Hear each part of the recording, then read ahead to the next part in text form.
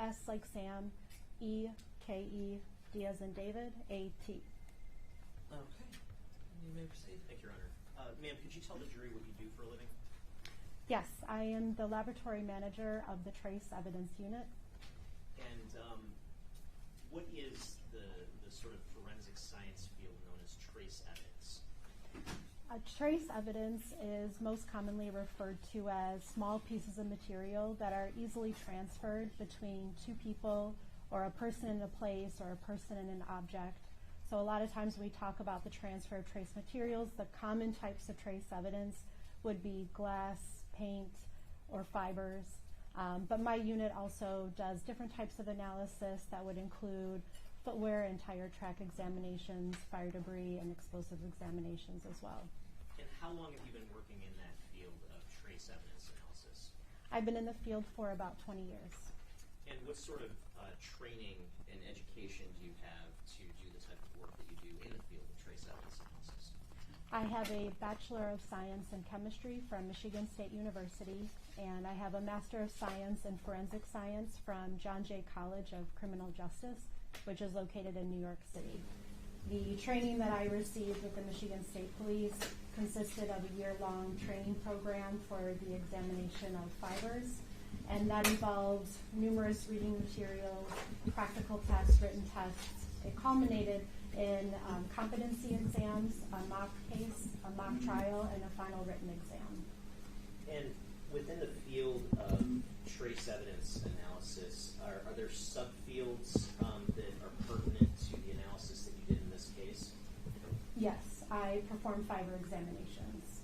Okay, and what's the sort of basic process of performing fiber examinations, if you can explain that to the jury? Sure. As a fiber examiner, there are different types of exams that I can perform. The most common type of exam would be comparing two different types of fibers. So that would be a question fiber and a known fiber. The term question means that I don't know where it came from. So if a fiber is deposited onto an object at a scene, we don't know what type of fabric material left that fiber behind. Whereas a known material means that I do know where those fibers came from. So that typically comes in the form of clothing from a suspect or a victim. Okay, and in addition to that sort of comparison of known versus question fibers, is there another field of fiber analysis that you performed in connection with this case? Yes, I can also perform fabric damage exams. And what's a fabric damage exam?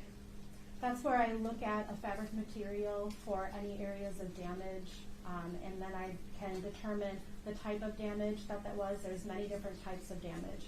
So damage to a fabric material can be cut, it can be torn, there can be animal bites on it, it can be burned.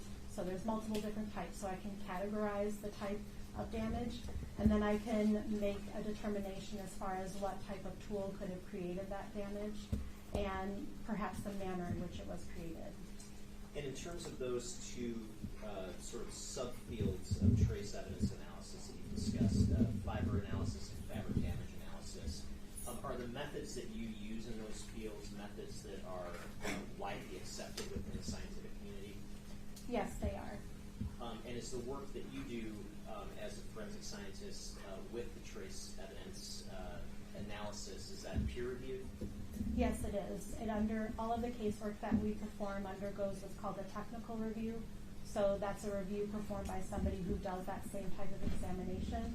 And then it also undergoes an administrative review. So that can be done by any scientist in the trace evidence unit, and they look over the case for administrative errors.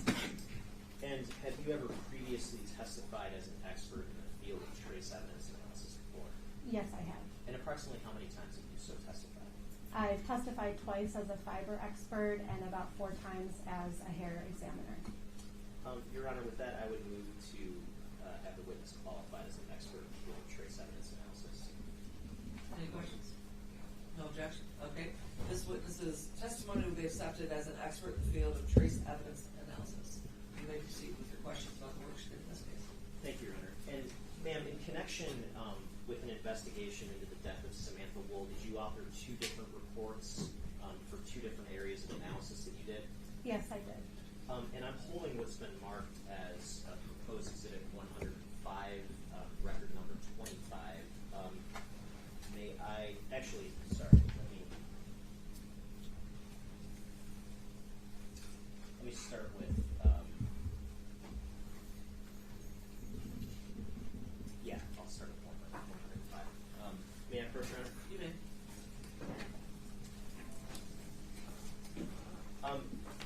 is proposed exhibit 105 a copy of one of the reports that you authored in connection with this case?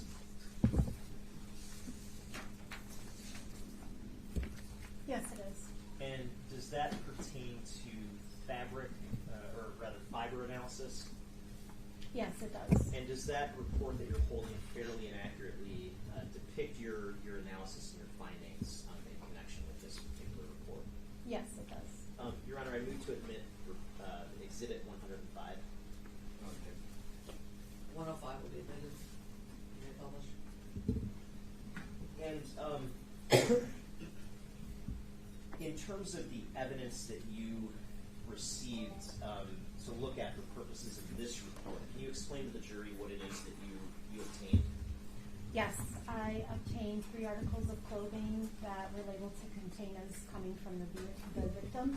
And I also received 1 container that had a Leatherman multi-tool, the sheath of that multi-tool, and then another additional container that had a folded Post-it note that was labeled as having contained possible hairs or fibers. Okay, and when it comes to the possible hairs and fibers, what did you do with those to analyze them? So the folded Post-it note, I opened it up under a special type of microscope. It's called a stereo microscope. So stereo microscope is a little bit different than the compound microscope you might have used in the science lab in high school or middle school. It has a larger working distance and a lower magnification. So it goes anywhere from 8 times magnified to 80 times magnified. But it also has a really large working distance. So that means that I can put an entire item under that microscope, and I can scan the entire item under that microscope and examine it for any possible fibers that are there. So this is what I did with the adhesive note. I opened it up and looked at the sticky portion of that adhesive note and observed possible fibers on that adhesive note. Okay, and when you observed those fibers, did you do anything to compare them with the clothing from the victim, the fibers in that clothing? Yes, I did. So for the first step of my analysis, I have to then remove those, like I said. So those question fibers get removed from the Post-it note. They get placed on a glass slide in an oil, and then a cover slip gets placed on top of that to secure the fibers in place. This allows me to use another type of microscope that has a higher powered magnification, and I can record a lot more detail about those fibers. So not only the color, but I can record optical properties. I can determine the possible type of fiber that fiber has and the shape or the cross-sectional shape of those fibers. So once I looked at those question fibers, I saw that I had yellow and blue and gray cotton fibers, and I also had 2 brown apparent synthetic fibers. So when I looked at the clothing next, I looked for areas that might exhibit those same colors. And so because, like I said, I found blue and yellow cotton fibers, one of the items was blue and yellow. So the zipped up hooded shirt had blue and yellow portions. So I cut out those portions of the shirt and took that to the stereo microscope, tweezed out those known fibers, also mounted them the same way that I do those question fibers. So they get mounted in an oil on a glass slide with a cover slip on top. And then I also noticed, I mentioned the brown apparent synthetic fibers. The jogging pants has a heathered appearance to it. So in that heathered appearance, there are brown apparent synthetic fibers. Those also got mounted onto the glass slides as well. So once I have my known fibers and my question fibers mounted, I can use another type of microscope called a comparison microscope. And so basically what this is, it's a microscope that has 2 different stages, but 1 set of binoculars. So when I look through the set of binoculars, I see a split screen. So although they're mounted on 2 separate slides, I can move those slides and look at them at the same time. And I look for dissimilarities between the 2. If I see dissimilarities, then my analysis can be complete and I can say they're dissimilar. In this case, when I was looking at the known fibers from the zipped up hooded shirt, I noticed that these blue and yellow fibers were apparent synthetic. So I mentioned that the question fibers were cotton fibers, so I was able to eliminate this shirt as being a possible source of those question fibers. I mentioned the brown apparent synthetic fibers. I compared those to the brown synthetic fibers from the jogging pants, and I also noted differences between those 2. So again, I eliminated the jogging pants as having been the source of those apparent brown synthetic fibers that I removed from that folded Post-it note. Okay, and so is it, I guess, fair to say you were able to eliminate the question fibers as coming from the victim's clothing? That's correct. And when you're doing this analysis, if you can just kind of walk through the general types of results. What are the sort of general types of results that are available in this type of analysis, comparing question fibers to a known source like the victim's clothing? So further on down in this report, I don't know if you want to show it, but there's what's called an association scale. So it provides the whole range of conclusions that we can reach as a fiber comparison. So it can range anywhere from an elimination, like I just talked about, to what's called an association for typical question fiber to known fiber comparisons. An association, because clothing articles can be mass produced, my final determination, if all things being similar and I find no differences, would be that this clothing is a possible source of those question fibers. So that's the opposite end. And then there's a whole range of conclusions that can be reached between the elimination and association. And in terms of the sort of levels depicted on your report above an association, so level 1 being identification and level 2 being high degree of association, is it possible to achieve those levels of association in doing this sort of fiber analysis? Not this type of fiber analysis, but a level 1 would be possible if I had what's called a fracture match exam. So if there was a large portion of material ripped from a clothing article, I could piece those back together just like you would put together pieces of a puzzle. That could be an identification. But for single question to single known fibers, a level 3 is the most common type of highest level of association. Okay, and can you I guess, read for the jury the description of that type of level 3 association? Sure. Can I read it from here, or do you want me to? Sure, read it from here. So for the level 3 association, items are consistent in observed and measured physical properties and or chemical composition, and therefore could have originated from the same source. Because other items have been manufactured that would also be indistinguishable from the submitted evidence, an individual source cannot be determined. And so is that type of association, again, the best type of association you can get when doing this type of fiber analysis? That's correct. And does that type of association give us the sort of level of association that, let's say, DNA comparison gives us? No, it does not. So is it fair to say that all you could say with that type of association is that the question fibers have similar characteristics compared to the known fibers? That's true. I could say that the question fibers and the known fibers are similar to each other, and that known material is a potential source of those question fibers. Okay, and here, when it comes to the fibers that you received associated with the Leatherman tool, you were able to exclude those fibers as being associated with the victim's clothing, correct? I was able to exclude the clothing items as being a potential source of those question fibers. And for purposes of fiber analysis, did you receive any other sources of questioned fibers to examine? I'm sorry, can you repeat the question? Did you receive any other fibers to examine other than the Leatherman tool fibers? No, I did not. And so hypothetically, if fibers were not collected during the body fluid identification stage of a knife being analyzed, you wouldn't actually then get those fibers to analyze for trace evidence, correct? If question fibers weren't collected, then I wouldn't be able to compare them. Okay. And you also mentioned a second type of analysis, a fabric analysis that you did in connection with this case. That's correct. And I'm holding what's been marked as proposed exhibit 116, and that's record number 21. May I approach, Your Honor? You may. Is proposed exhibit 116 a copy of the report that you completed when it comes to fabric analysis in this case? Yes, it is. And does that fairly and accurately depict your findings that you did when it came to fabric analysis in this case? Yes, it does. Your Honor, I move to admit proposed exhibit 116. Okay. People's 116 is admitted. And if we look at the evidence that you received for purposes of this analysis, can you explain to the jury what evidence did you receive for this analysis?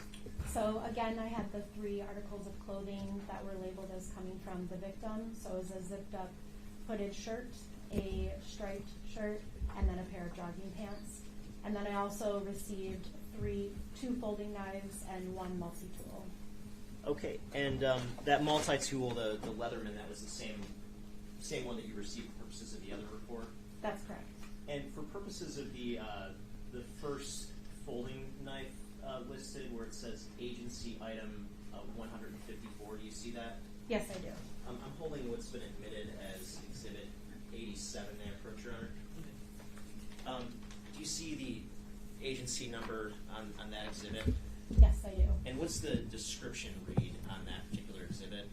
It says 1 blue and silver folding knife removed from Michael Jackson pants pocket. And on your report, you see the next folding knife down that's labeled as agency item 173. Yes. I'm holding what's been admitted as exhibit 118. Does that have agency number 173 on it? Yes, it does. And what's the description of that item? 1 Stanley folding knife from pocket of Moose Knuckles coat, placard 11. Okay. And when you received the 2 folding knives, what condition were they in when you received them? They had been disassembled by the previous examiner. And when you received them, did you do anything to attempt to reassemble those knives? Yes, I did. I took pictures of them as is, but then I also used tools in the lab to put them back together. And were you able to successfully reassemble both of the folding knives? For the first one, the blue and silver one, that folding knife, I was not able to get it in its complete working order as it had been originally. One of the screws was bent and the handle was broken, so that meant that the blade wasn't going to stay in the open position. So when I was performing my test cuts, that provided a limitation to performing those test cuts because it was a safety hazard to myself. The Stanley folding knife, I was able to get all of that put back together. Some of the screws didn't seem like they fit exactly into the handle, but I was able to open the blade and have the blade stay in the open position while performing test cuts. Okay, and so when you get these items, you get the victim's clothing, you get these 3 knives. What do you do with them to analyze them for purposes of the fabric analysis here? The first thing that I do is look at the clothing that has the possible areas of damage to it. So this is my question sample, just like we talked about the question fibers from the Post-it note. So it's important for me to always examine the question material first, make an assessment of the damage that I see, and I can make a determination as to the possible type of tool that could have created the damage. So when I looked at all 3 of the articles of clothing, I saw that there were 6 areas of defects on the back of the zipped up hooded shirt, and though there were also corresponding areas of damage from the striped shirt item, which is my item 9B. For the jogging pants itself, I noticed that one of the pockets was ripped, but not an area that looked like it was created by a sharp tool. So that I set aside. The striped shirt I also set aside, since that was said to have been inside of the zipped up hooded shirt, and focused on the outermost clothing, which would be that zipped up hooded shirt. So I looked at all of those areas of damage. To be able to look at those areas of damage under the stereo microscope that I talked about before, I had to cut out those areas of damage so that I could put the whole thing under the microscope. So I look at it visually with the naked eye and make determinations such as the size, the shape, overall shape. I also note what each end of the damage looks like. Is it sharp? Is it pointed? Does it look like it has a nick off to one side? All of these types of physical characteristics can help give me an indication as to how that damage was made and what type of tool could have been made.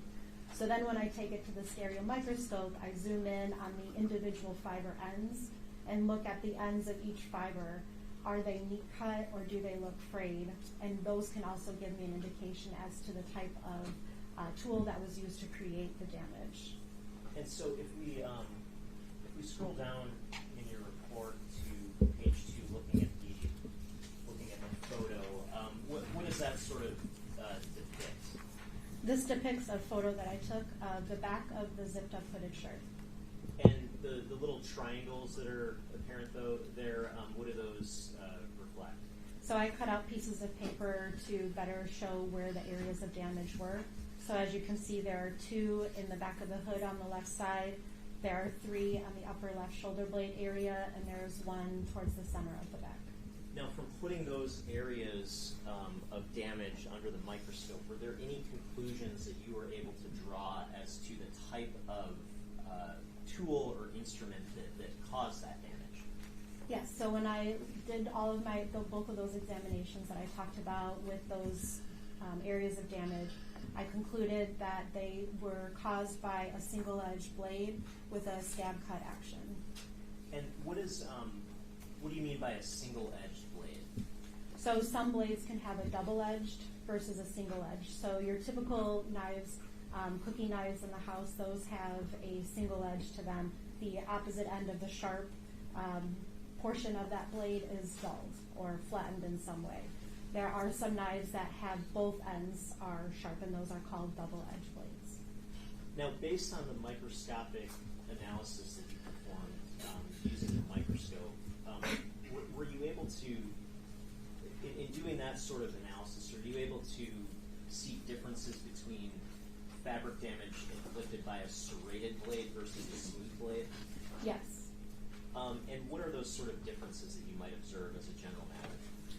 For a serrated edge, I would see more pulling of the threads. There would be more fraying of the threads as well. If you can just imagine what a serrated blade looks like, there's a lot of pointed edges along that blade, and so those provide an opportunity to snag those fibers or snag the yarns as they're penetrating the fabric material. And in terms of your microscopic analysis of the damage to the jacket, were you able to see any evidence of a serrated blade being the cause of that damage? Not a serrated blade. I concluded that it was a single edge blade, but I also saw some areas where it looked like that indicated the blade might have been dulled, maybe had a nick in the blade, or maybe some kind of damage to it, just because I wasn't seeing neat cut threads all the way along the length of that, all of the defects of all 6 of them. Okay, and so would this damage be, I guess, consistent with a serrated blade or inconsistent with a serrated blade? I would say inconsistent. Okay. And from there, after you examine the damage to the hoodie under the microscope, what's sort of the next process or the next phase of your analysis? The next phase was then to examine the folding knives and the multi-tool that was submitted. So I already talked about putting them back together, and then I perform what's called test cuts. So in an area of that hooded shirt away from the areas of damage, I performed my own test cuts using all 3 of those items. And then all 3 of those areas where I have my test cuts from those 3 items, I do the same as I did with the questioned areas of damage. I cut out those portions and look at them under the microscope, look at them visually as well, and make my recordings and observations of what I'm seeing. And when you're performing test cuts, what fabric are you cutting into? I use the same hooded shirt. Okay, so just different areas that weren't damaged? Correct. Okay. When you performed, did you perform test cuts with what's been described as the blue and silver folding knife? I did, but I had to be careful with that one. Like I said, the blade wasn't staying in the open position, so that was more of a safety hazard to myself. So I made more slower, deliberate cuts into the material.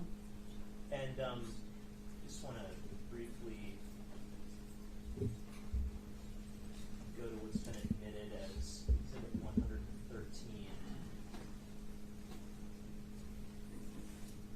Would this be the knife that we're discussing here? Yes, it is. Okay. And so, can you describe, I guess, what if any conclusions you could draw from doing test cuts with that particular knife?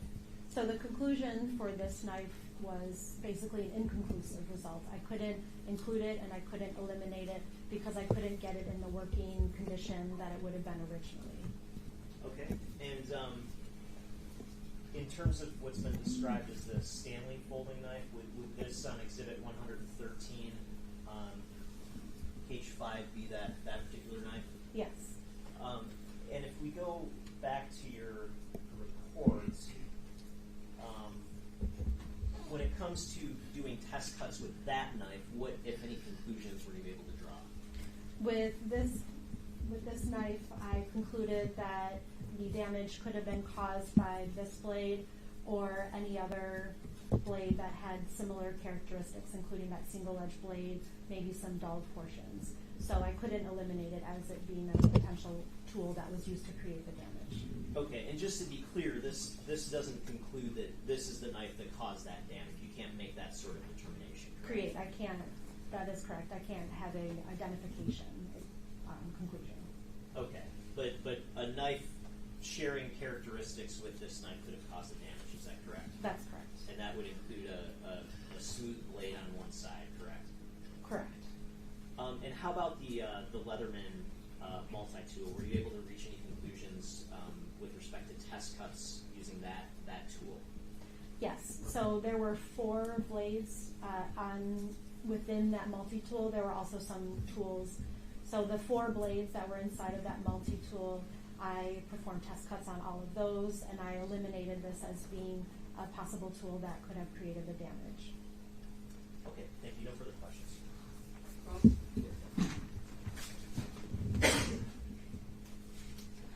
Good morning. Morning. You go to Exhibit 115. You stated that you were able to exclude the fibers that were located on the Leatherman's multi-tool from being associated with any fibers from the victim's clothing, correct? That's correct. And you were not provided any other fibers that may have been collected from any other knife to compare? That's correct. Were you aware, if you were aware, were there other knives that were recovered as part of this investigation that contained potential fibers? I'm sorry, can you repeat the question? Were you aware that other knives were recovered as part of this investigation that contained possible fibers or hairs?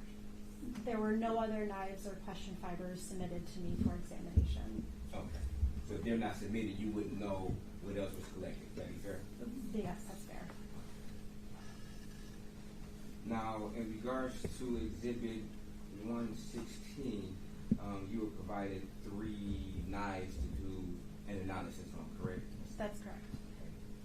Were you ever provided, I can see, okay. Thank you, my question.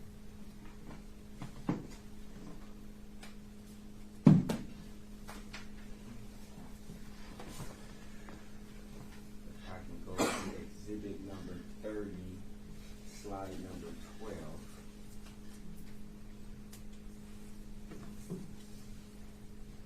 And I believe this is Exhibit number 31. Were you ever provided this knife to perform an analysis on?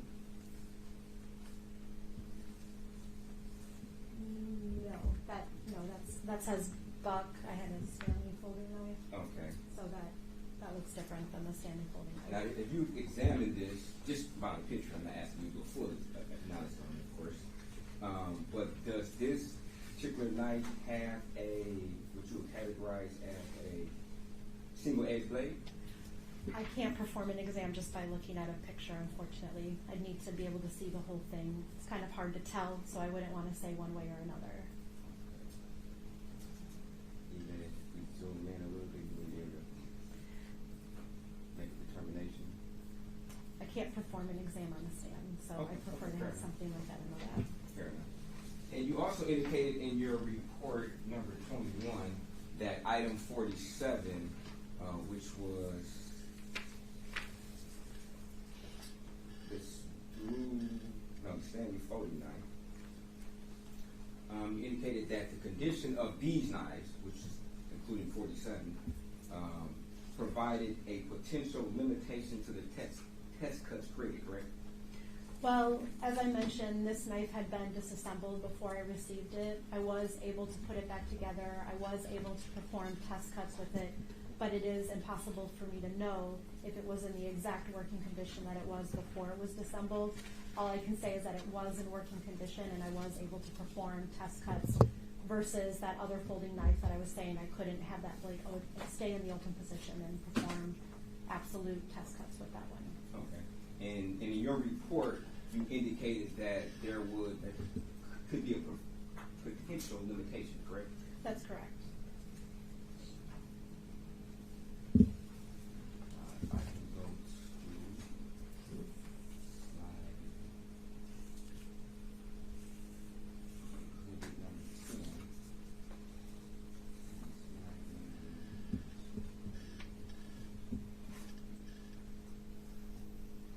Slide number 88.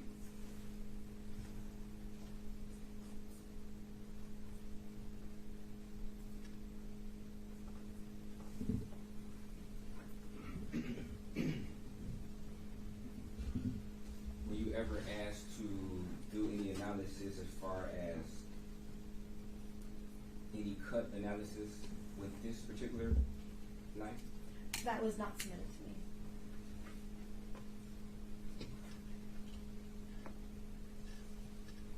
And if we go to exhibit 113. The other one was 10, you said? Yes, the last one was exhibit number 10, slide number 88. And if we go to exhibit number 113, slide number 1. Were you asked to do any type of analysis for this particular knife? No, I was not. That was not submitted to me. Now, you indicated there were 6 areas of what you classified as defect on the back of the jacket. From your opinion, would that indicate that, especially in relation to the hood, from your experience, would that indicate that possibly the person was wearing their hood when 2 of those particular defects entered to that material? That's beyond the scope of my analysis to say how it was being worn on the person. Okay, but you did indicate that there was at least 2 defects in the hood area of that material, correct? That's correct. Now, do you know if there is such a, I guess, science, for lack of a better word, where an individual will be able to get a suspected knife and compare it with potential stab wounds on the victim to determine whether or not that particular weapon could have caused those particular wounds on the victim? That would not be part of my type of examination. Okay. And are you aware if that type of examination even exists? I cannot recall. I think that a medical examiner might be able to perform an exam like that, but I couldn't say for certain what a medical examiner does. Okay.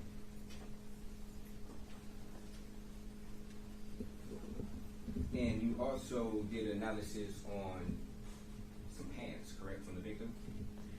Well, I observed damage to the pants. Okay, but you stated that from your observation, you didn't believe that that particular damage was been caused by any type of stabbing, correct? That's correct. It looked more like it was torn. Like it was torn? Correct.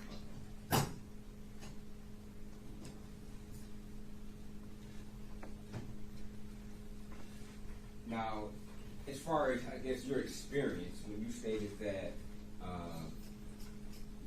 the knife could, or another single-edged blade with similar characteristics, could have caused the severances observed in item 9A, I guess what level of association would that be as far as your analysis? I guess it would be most similar to that level 3, but we don't really use the level of association with these fabric damage exams. So the question that we're trying to answer is, could this tool have been used to create the damage or not? can I eliminate it as having created that damage or not? So those are the questions that we're answering, not necessarily providing a level of association. In item 47, is that, from your experience, a typical type of knife that you might find in the world, or an atypical knife? I actually don't know how to answer that question. I mean, can you rephrase it? Maybe there's Is it a normal type of knife, like a normal type of folding knife that you may find maybe possibly at a gas station, or just in a plethora of different areas? I know just from being a person in the world that there are a lot of knives out there. There's a lot of folding knives. There's a lot of different kinds of knives, but I'm not an expert in knives, and so I don't know how many and where you can get these. Okay.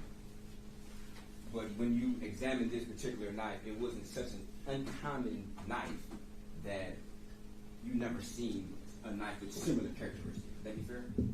That would be fair. I've seen folding knives before with single edge blades. Okay. Based upon your experience, is a folding knife with a single edge blade, is that common that you would come across in your analysis? Again, I can't really speak to the commonality of the type of knife. I have been submitted single edge blades before. I've been submitted folding knives before.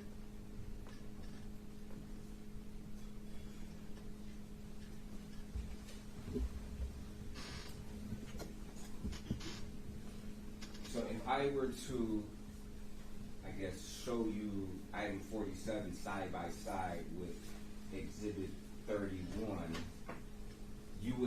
would you be in a position to say whether or not they had similar characteristics, or you would have to have the knife? I would have to have the knife. I can't do an examination on the stand. I want to look at both of them with just visually, and then put them under the stereo microscope and observe characteristics as well. Okay, so you're not in a position to say whether or not these knives have similar characteristics from your vantage point of being on the stand, correct? Correct. I would not want to perform an exam while on the stand.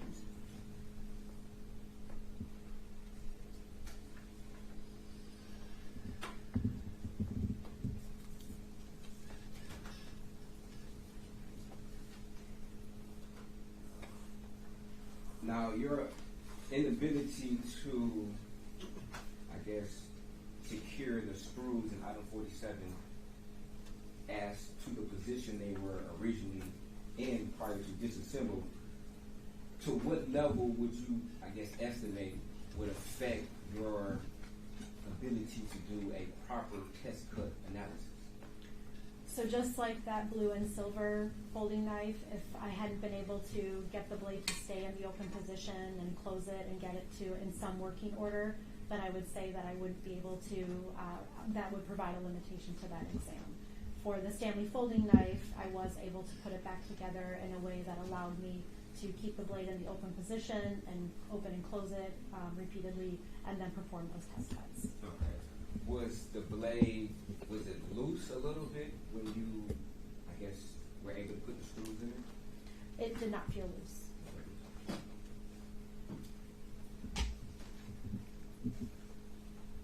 You indicated that one of the screws in the handle didn't fit securely?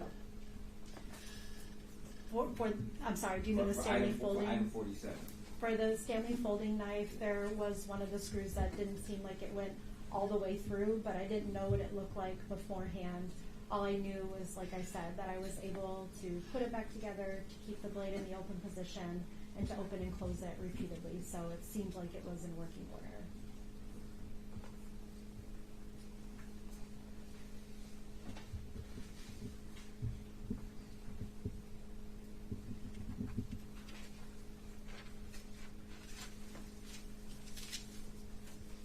Now, when you, I guess, simulated or performed these test cuts, did you have any type of hard surface that was behind the jacket that would, I guess, somewhat simulate a body? I was using styrofoam behind the garment, which is a suitable type of substance to use when performing test cuts. Is it styrofoam that is a suitable type of substance? Correct. Yes. How does does styrofoam compare, I guess, as far as its rigidness or hardness compared to a human skull? Well, it's recommended as a type of substrate that we can use when performing these, so I would say there are some similarities there. Obviously, it's not going to be the exact same as skin or tissue. Okay. Do you ever use like gel, ballistic gel, or anything like that? We don't have that available in the lab right now. Have you ever used ballistics gel in any type of test cuts? I have not used ballistics gel. Is ballistics gel, as far as you know, in the industry, is that a common practice, or is it only styrofoam? If you know. It can be used. I've read journal articles where they talk about ballistic soaps and ballistic gel. Okay. And in those articles, is there a comparison between ballistics gel or ballistic soaps compared to styrofoam? No, I haven't seen an article like that. And I guess you never did an independent test yourself to see what the differences are, correct? Between styrofoam and ballistics gel. No, I have not.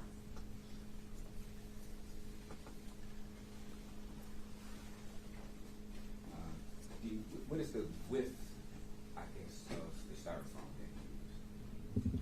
I actually don't recall. I didn't take note of that in my notes. Okay. Do you know how far you entered the knife into that styrofoam? I took the test cuts at different levels of penetration into the styrofoam, so I made short, quick stab actions, and then went at least as far as I could go. Most of the time it was halfway through, the blade was halfway through that. So I used varying levels of penetration into that styrofoam. Were you provided a copy of the autopsy report prior to performing your analysis? No, I was not. If the autopsy report would have contained the depth of the cuts or the incisions on the body, could that have helped you in your analysis when you performed the test cuts to know how maybe approximately how far you would go into that styrofoam? Well, I try to keep myself from having too much information that I don't need when performing my exams, so I don't want to bias myself in any way. So when I am performing these test cuts, all I can do is try to perform test cuts in varying angles of the blade as it penetrates the substrate and different levels of penetration and how far that blade will go through. So I just try to make sure that the test cuts that I'm creating show a range of variety and characteristics of how that blade would create damage into a material. Okay, were you ever able to come to any conclusion or I guess estimation of where maybe a person would have been standing in relation to the victim to perform these cuts? No, I don't. I'm sorry, can you rephrase it?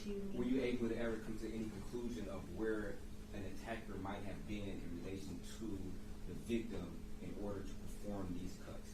No, that's not part of the scope of my analysis.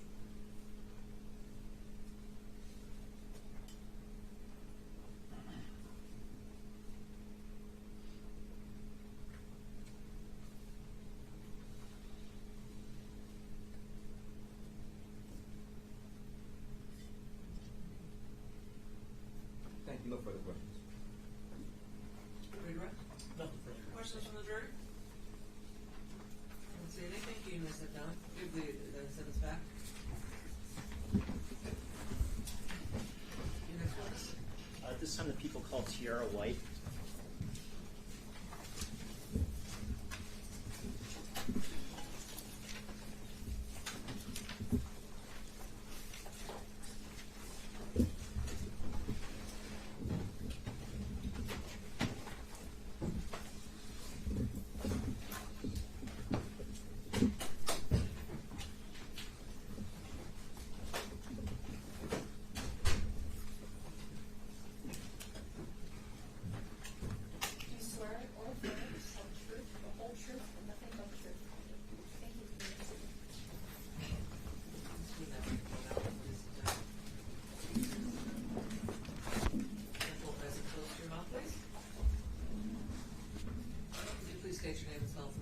My name is Tiara White, Tiarawhite. Okay, Ms. White, I'm just going to ask you to keep your voice up a little louder because everyone has to be able to hear you. Keep Ms. White, do you know somebody by the name of Michael Jackson-Bolanos? I do. And do you see him in the courtroom today? Yes. And can you just point to him and describe where he's sitting for the record? In the middle of the table. Your Honor, if the record could reflect that the witnesses identify the defendant. So noted. And ma'am, have you been in a romantic relationship with the defendant for some period of time? I have. And when did that relationship start? Early September? 2023? Yes. Okay. And there's there was some video that has been shown and some photos of 454 West Alexandria Street. Did you live there back in October of 2023? I did. And did the defendant stay with you from time to time? Yes. And looking behind you at the screen, what's been displayed here is Exhibit 89, page 56 for the record. Are you familiar with that jacket? Yes. And is that the defendant's jacket? Yes. Judge, I'm going to object to he needs to ask open-ended questions. Judge, under 611D, I believe I'm allowed to leave this for the witness. Objection overruled. And ma'am, that just to be clear, that's the defendant's jacket, correct? Correct. And at some point after the date of October 21st of 2023, did you wash that jacket? I did. Okay. And do you remember when that was that you washed it? Not exactly, no. Okay. But it would have been obviously before the police came to your apartment on November 30th. Yes, I believe it had been about a month or so time in Okay. between. Okay. Thank you, ma'am. No more questions. Good morning. Morning. Ms. White, you indicated that you have been in a relationship with Mr. Jackson-Bolanos, correct? Correct. And you indicated for the record that you indeed washed this jacket, correct? Yes. Did Mr. Jackson-Bolanos ask you to wash this jacket? No. What was the reason that you ended up washing this jacket? Out of habit. We live together, so I do the laundry. Do you regularly do Mr. Jackson-Bolanos' laundry? Yes. Has he ever asked you previously to do his laundry? No. Now, let's talk about the date that you did this laundry. Where was this jacket when you went to go do this laundry? In the laundry basket. And did you have an opportunity to look at this jacket before you put it in the laundry? Not as far as analyzing, no. Did you see it though? Yes. Okay. When you saw it, did you see anything shocking about this jacket? No. Not to the naked eye. Did you see blood on this jacket? Not at all. Did you see blood on any of the clothing that was inside of that hamper? Not at all. And you indicated that you don't recall when you washed this, correct? Yes. But that you are in the habit of consistently washing the clothes in the house, right? Absolutely. Okay. Let's also briefly talk about the night in question, the 20th/21st. Isn't it true that you and Mr. Jackson-Bolanos have always shared location with one another? Correct. That location has never been turned off since you guys have been in a relationship with one another, correct? No. So any point in time, you're able to see exactly where he is, Yes. and he is able to see exactly where you are. Yes.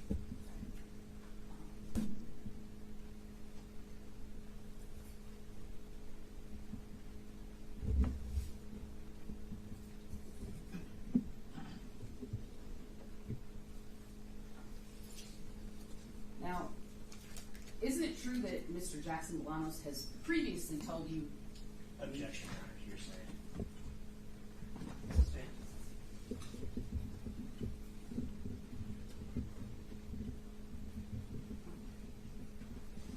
Is it your understanding that Mr. Jackson-Bolanos has not wanted you to do his laundry before? No. Okay. Is it your understanding that he has? Is it your understanding that he has in fact washed his own clothes previously? In life? Yes. Yes. Okay. So you did this just because you chose to do this. Absolutely. So no part of him that requested this of you. No.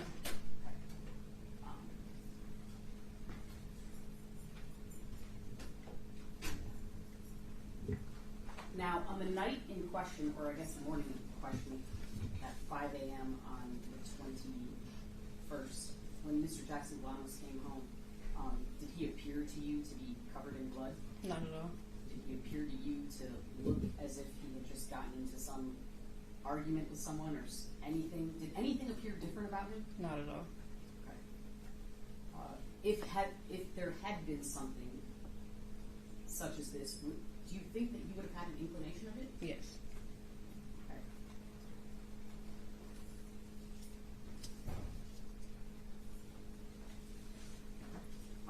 When he came home that night or any time after that night, did you notice any scars on him? No. Any scratches on him? No. Any wounds on him? No. Nothing that appeared as if he had been in any sort of fight? No. Okay. No further questions, thank you. Nothing further, Your Honor. Thank you. Questions from the jury? Nothing, thank you, Deborah. Please step down. Next witness? Your Honor, this time the people called Detective Patrick Lane.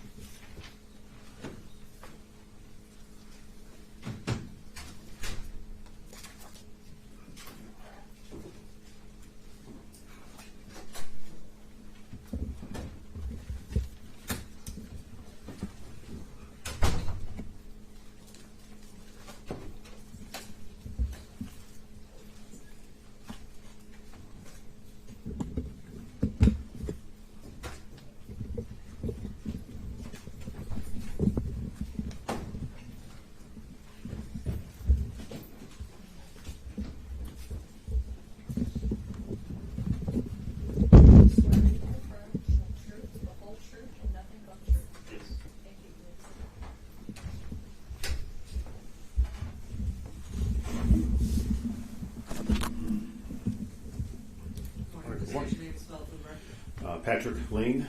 You may proceed. Thank you, Your Honor. Sir, could you tell the jury what you do for a living? I'm a detective with the Detroit Police Department Homicide Section. And how long have you been a homicide detective? Going on 10 years. And what's your current role as a homicide detective with the Detroit Police Department? I work in a homicide task force as a detective. And as part of that role, did you play a part in the investigation into the death of Samantha Woll? Yes. And in connection with your role in the investigation, did you have an opportunity to take a statement from somebody on November 30th, 2023? Yes. And the individual that you took a statement from on that day, November 30th, 2023, you see him in the courtroom today. I do. And could you point to him for the record and describe what he's wearing? He's wearing a purple suit. Your Honor, if the record could reflect that the witnesses identified the defendant. So noted for the record. And where was this particular statement taken? At our homicide, at headquarters in our homicide floor. Okay, and is that in the city of Detroit and in Wayne County? Yes. And when that statement was taken, was there anybody present other than yourself and the defendant? It was just he and I for the first hour. Sergeant Ford joined in after that. That's Sergeant C. Ford? Yes. Okay. Now, do you know how long the defendant had been in custody at the time that you spoke with him? I don't. Maybe 45 minutes to an hour. Okay. And to get him to make a statement, did you make any sort of threats to him to get him to talk to you? No. Did you use any sort of force on him to get him to talk to you? No. Did you use any sort of coercion on him to get him to talk to you? No. Did you have any reason to believe when talking to him that he had been deprived of adequate food, sleep, or medication or anything like that? No. Did you have any reason to believe that he was intoxicated or under the influence of anything at the time that you spoke with him? Not that I could tell. And in your experience, do you have some experience looking for signs of whether somebody is intoxicated or under the influence of something? Some. And nothing nothing stuck out at you? In Correct. This? Okay. Before you took a statement from him, did you advise him of anything? His constitutional rights. And was that advice of rights documented in any way? It is. I'm holding what's been marked as proposed exhibit 106. May I approach, Your Honor? You may. Is this a copy of an advice of rights form? It is. And is that what's commonly known as Miranda rights? It is. And when you advised the defendant of his Miranda rights, did he indicate whether or not he understood those rights? He did. And did he agree to waive those rights and speak with you? By way of his signature, yes. Okay, and his signature is on that form that you're holding that's marked as proposed exhibit 106? Yes. And were you there when he signed that form? I was, yes. And does that form appear to be a fair and accurate copy of the original that was executed in your presence back on November 30th of 2001? It is. Your Honor, I move to admit proposed exhibit 106. People's 106 is admitted. And for purposes of this statement, was this statement recorded in any way? By audio and video.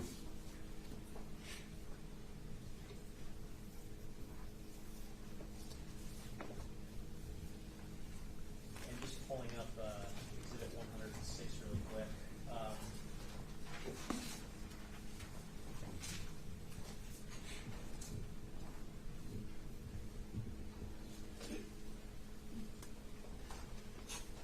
Do you see where my cursor is? Can you just read this sort of paragraph that you read? I understand these are my rights under the law. I have not been threatened or promised anything, and I now desire and agree to answer any questions put to me or make a statement. Okay, and whose signature or whose handwriting is right here? That's mine. And how about next to it to the right? That's the defendant's. Okay.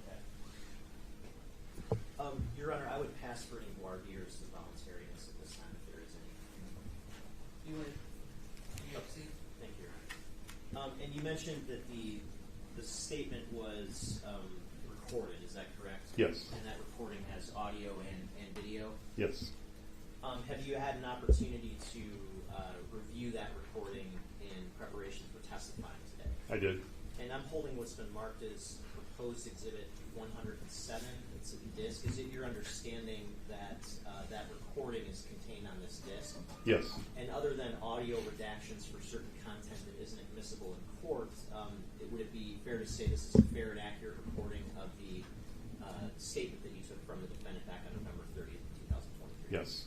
Your Honor, I move to admit exhibit 107. People's 107 is admitted. You may publish. Thank you, Your Honor.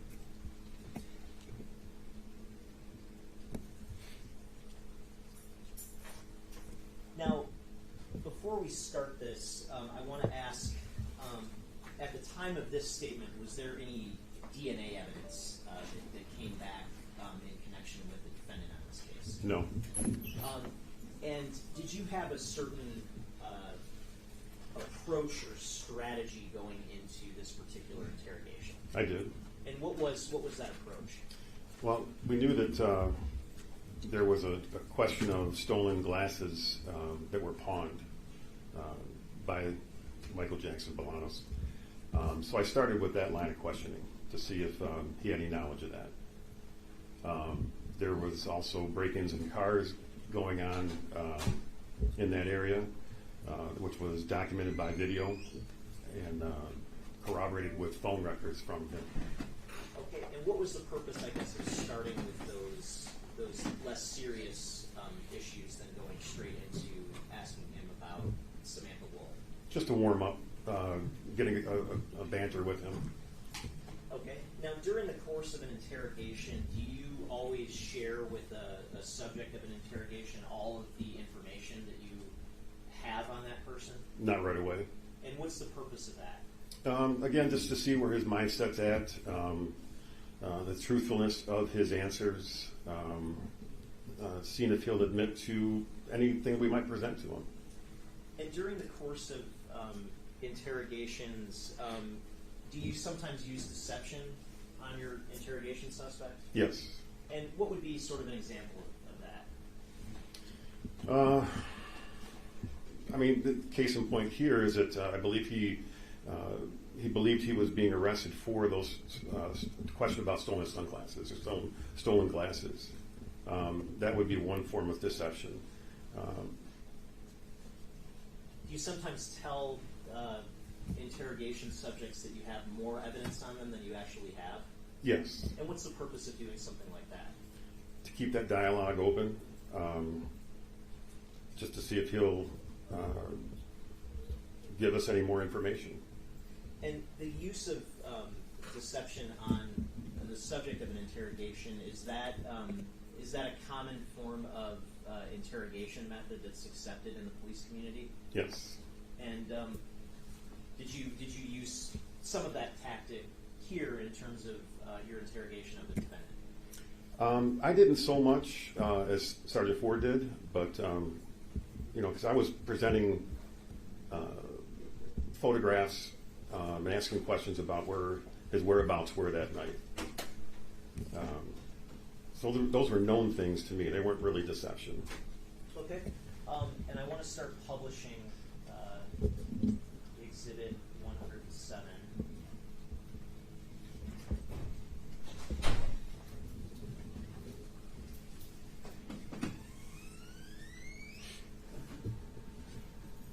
Okay.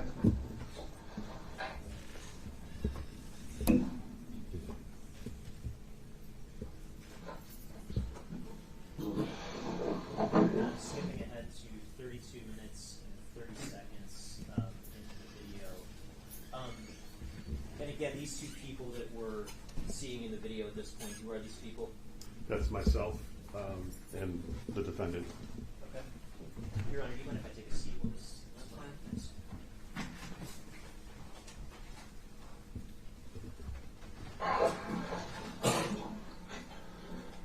So they told you why they brought you here, right? Yeah, man. I got pulled over. I was leaving my girl's apartment, changing my ring camera, and troopers was waiting at the corner. I guess I was already turning in to go into the store, but they pulled me over, said my name was clear, but then somebody called and was like, I got to speak to some detectives about some property, so I'm here today to answer your question. I appreciate you. Got a hype on the last name. Jackson-Bolanos.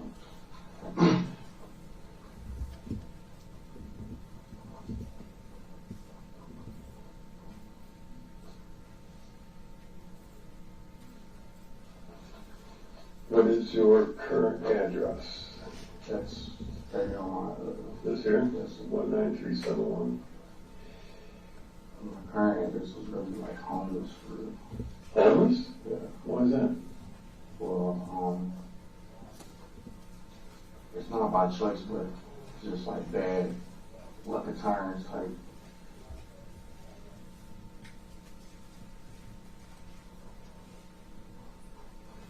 What is your phone number? 248-906-5529. 906. 5529. Okay. Do you have your other numbers? No, sir. All right.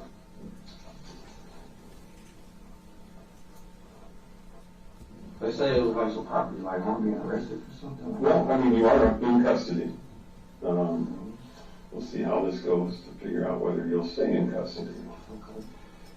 Supposed to be at work at 2. Where do you work? At Fresh Roots, 97 West Warren. 97. Right there by the potato place. Across from Oh, the state. by which state? I'm a manager. Okay.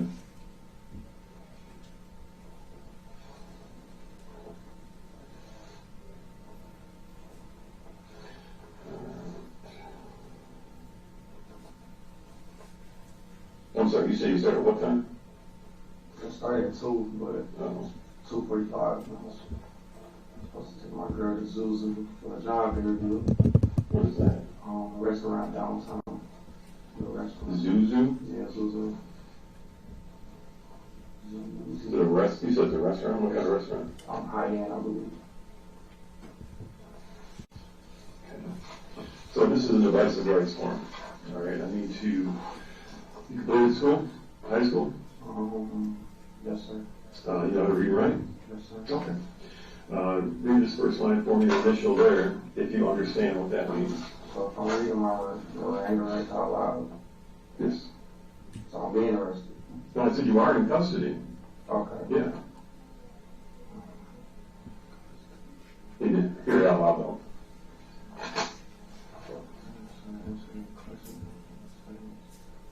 Michael, I need to hear it out loud. Yeah. I have the right to remain silent, that I do not have any answers, any questions put to me or make any statements. Do you understand that? Yeah. Okay. Of course. Make an initial there that you understand that. Let's stop at 36 minutes and 2 seconds. Is he initialing the advice of rights form at this time? Yes, he is. And what hand is he using to initial it? His right hand. Okay. Resuming the video.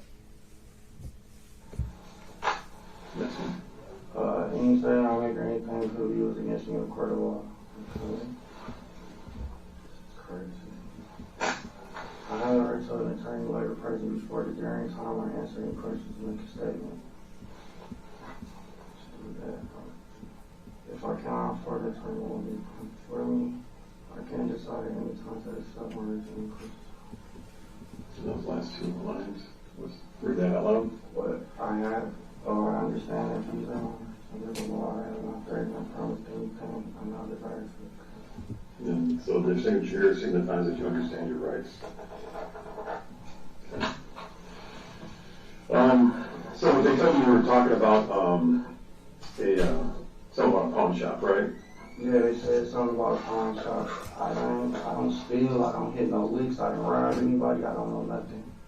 So I didn't rob no pawn shops. I don't know nothing about no pawn shop. have you been to a pawn I shop? have been to a pawn shop. I saw a pair of glasses that I found.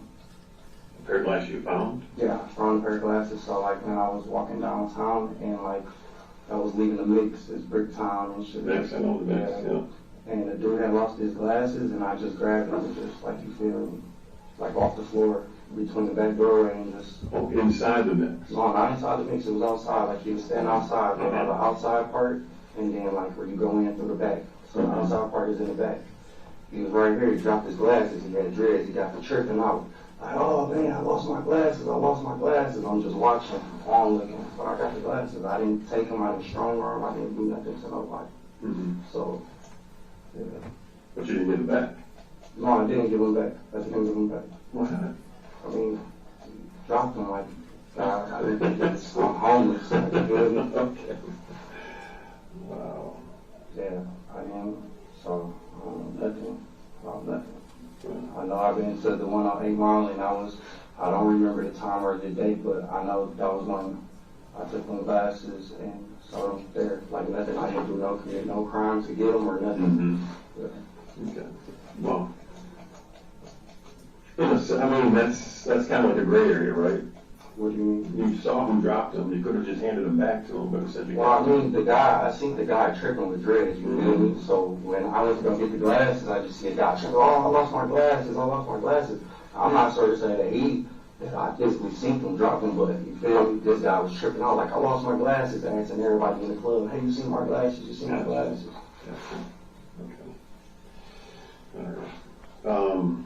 But yeah, that's the only time I've been to a pawn shop was on 8 Mile, and I could take you up there, or you could take me up there. Okay, I've been in there. That's what's got us talking to you. Okay.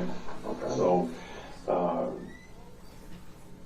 this person may report that his glasses were stolen. Okay. Oh, no, I didn't steal them. And with the pawn shops, there's a program that you can research. The glasses have serial numbers. Some glasses have serial numbers, cool. Right? So they were put in the system and stolen, and followed it back to where you had sold them. Yeah. Right. So that's how we're talking about that today. Okay. All right. Your phone, where is it at? Is it in your car? Yes, sir. Okay. Why? What's happening with my phone? What am I in my phone for? Part of our investigations is that we often go through phones to see if there's anything to corroborate what we already know. All right.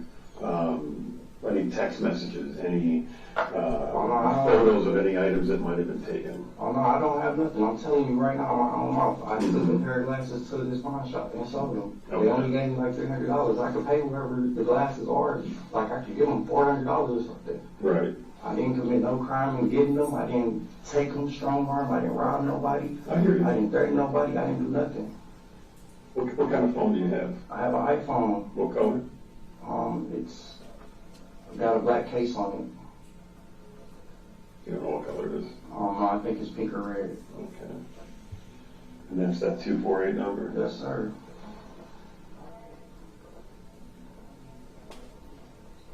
Is there a code on it? No, it's facial recognition, but Usually there's a code for a backup, isn't there? yeah, I think I got a code, but I can't remember right now because I'm kind of nervous because I don't know what's going on. Like I didn't do nothing. Like I'm telling you. But, Okay, well that's what we're here to talk about. Let's not get ahead of ourselves, okay? Yes, sir.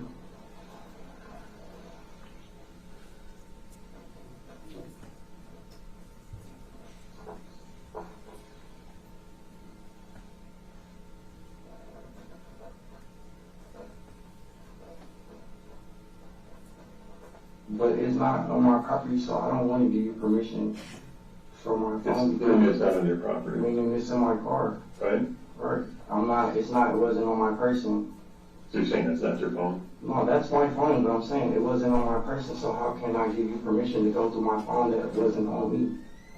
Easy, it's your phone. Right, but how can I give you permission? I'm telling It's you. your property, right? Right, it's my property, but I'm telling you everything. Like, I'm telling you everything. Like, I went to this pawn shop, I sold a pair of glasses that I found that the guy lost at the club, and that was it. Okay. I don't know nothing else. Like, I'm not involved in nothing. I don't rob, I don't steal. I work, I'm a manager at Fresh Roots. Look, I was supposed to be at work today at 2 o'clock. I was on my way to work. I don't commit no crime.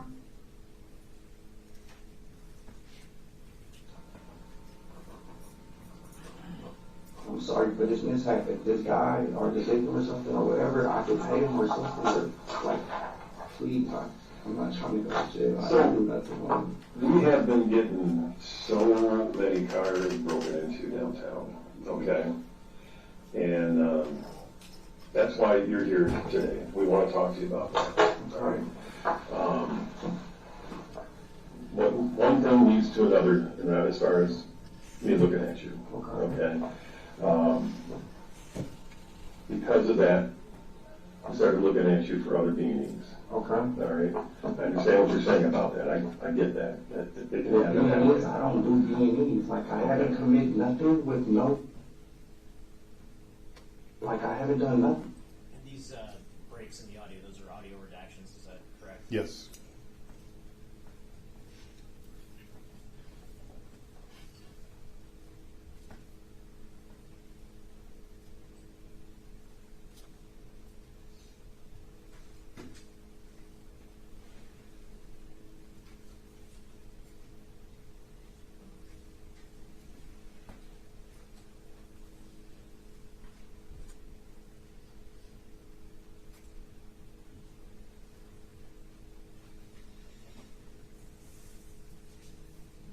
I've been working. I have not committed no crimes. I'm literally homeless. I sleep in my car. Okay. I sleep in my car. So who stays on the boulevard? Or not the boulevard? Mac, The apartment building. what apartment building?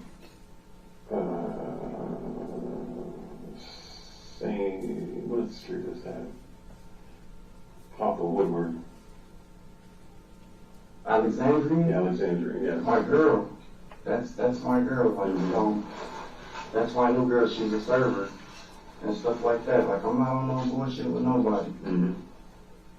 She stays there. You feel me? And I sleep there from time to time because I work at Fresh Roots. It's right up the street.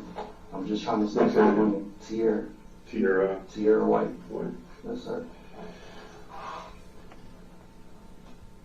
I'm just trying to stack on money, man. I go to work from her house, and that's it. Like, I don't do nothing You can't stay with her?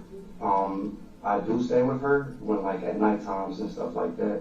But the way like the leasing for all apartments, you know, they want to know who's staying with who. So I try to be like, so she doesn't get in any trouble. If I come at night, or I probably stay in the just keep our girls to her gate. I sleep in my car too. Like, man, I'm not like thinking nothing of. I swear. I don't commit no crimes. I just want to work. I'm a manager. I just got, you can ask my boss, the team Ezekiel. Like, I don't do nothing, bro. I literally am on the right track, sir. Okay. So, as I said, you were on our radar, right? Okay. So we've had you followed for a while, Okay. and we can track you with cameras everywhere, Okay. right? And we've seen you trying doors on other cars that on a particular night. You seen me? Yes. Me physically. Do I have any pictures, please? That's not me. That's not you? No, sir. Sure about that? Sure about that. What is that? Same phone.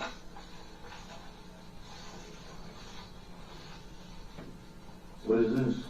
So I'm going to ask you.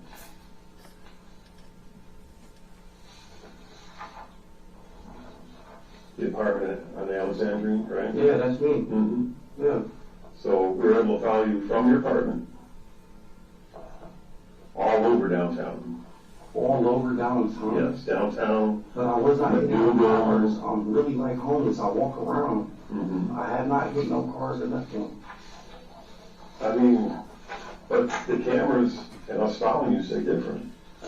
Bro, I'm not hitting no cars on myself. Listen, this is me right here. Mm-hmm. And this is you leaving an area where you were empty-handed and then coming back out with a bag. From stores. This was a store. This is a store bag. Yeah, it is. Store bag, right? But it's not, there was no store open. The gas station is open. If I'm downtown area, the gas stations aren't open. So why isn't that a store that was open? Because you got this after going into a parking structure. I didn't get nothing going after going into no parking structure. I have not hit no cars. I do not hit cars. I don't do that. I'm not lying to you, sir. I literally work every day. I get up. I go to work. I've been working for the last 2 months at this job. I'm a manager. I have not committed no wrongs. I don't go downtown to go hit cars. My auntie stays on Mac. You know where I say, y'all know everything about me, right? Y'all know everything about me. So y'all say y'all watching me. I'm literally, I walk around downtown. I do not steal. I do not commit no crimes. I'm not strong arming, robbing nobody. I'm not stealing from properties or doing nothing of the sort, sir. I'm not. I've literally been on this right track forever. I'm 28. I'm homeless. I just applied for a bridge card. I got a bridge card. I sleep in my car. How embarrassing this is. I was with a girl at first. We were together for 3 years. The reason I was changing the Ring camera because that's her apartment, Airbnb, not Sierra, but another girl.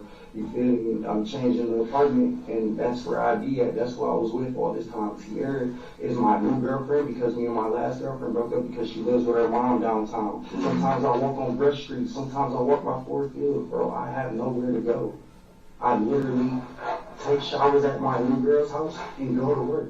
I'm trying to stack up my money so I can invest into my new job's business.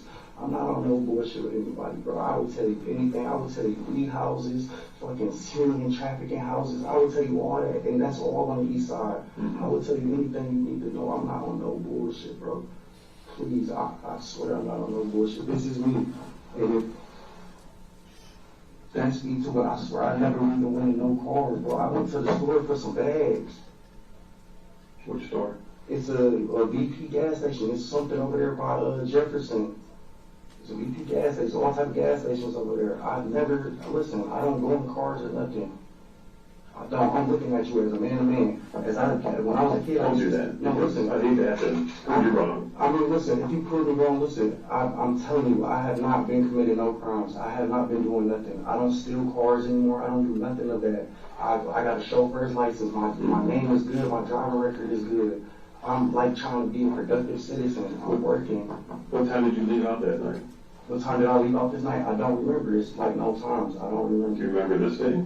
I don't remember none of these days, but that's me. I don't remember the date or times, but I know this right here. I didn't know. How long did you stay out at night?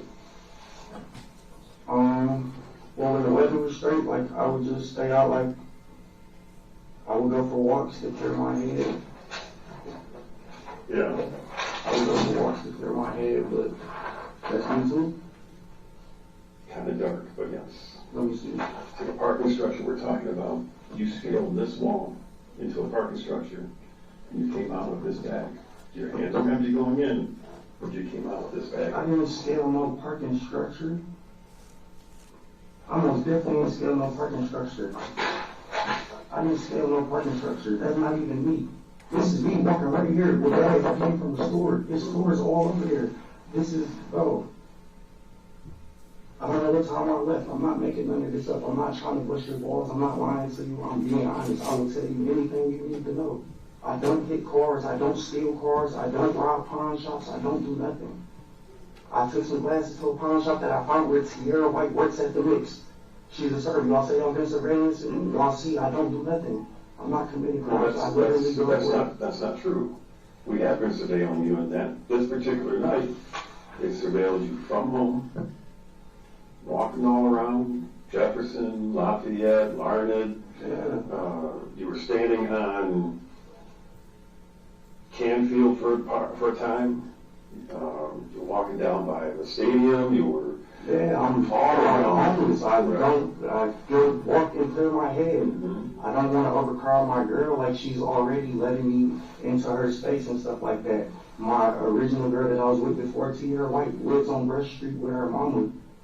Okay. Those new apartments. Russian what? I'm not sure. So when I'm coming from Mac, if I make a left, it's those newer white apartments. Okay. Those newer white apartments with like all the glass facing. That's it. Like, bro, I don't do nothing, bro. Like, this is just, So like, you could survey me. we have like a lot. I'm telling you. So you obviously must know this, right? We're in the age of cameras and surveillance, right? I know you can't escape the eye. That's the Right. brother. I know you can't escape the eye. Exactly. That's what I'm telling you. Like, please, Mm-hmm. I'm not doing nothing wrong. So from 12:30 at night when you left home, her home, right? Okay. All the way to 4, almost 5 o'clock in the morning, you returned. Right. I walked to my auntie house, which is on Mac. You feel me? Check. I didn't go inside or nothing. I just normally walk. I just walk, bro. I literally go out walk. I walk to the store. I grabbed some stuff because I came back with some snacks for her and shit. You feel me? Like, I didn't do nothing, bro. Like, I'm telling you, bro. And that's not me. So, like, this right here, this is me. You say you know something I don't. Mm-hmm. All right, so tell me. I'm telling you. I I know. followed you from there. Tons of different cameras and angles all along. Yes, you walk, but you also go in the parking lots and try I don't try handles. You want to know what I really do? I don't try no handles. I don't jump over the parking lots or nothing. I walk around and free my fucking mind, bro, because I'm homeless. Mm-hmm. I'm 28. Mm-hmm. I'm 28, just trying to make it, bro. I'm 28, struggling. I was just living off a girl for 3 years that works at Chrysler. I was just working at Chrysler. I'm not trying to commit no crime. And stopping the video at 53 minutes and 30 seconds. Who is now taking a seat in the room? Sergeant Stephen Ford. Okay. Resuming the video. Yes.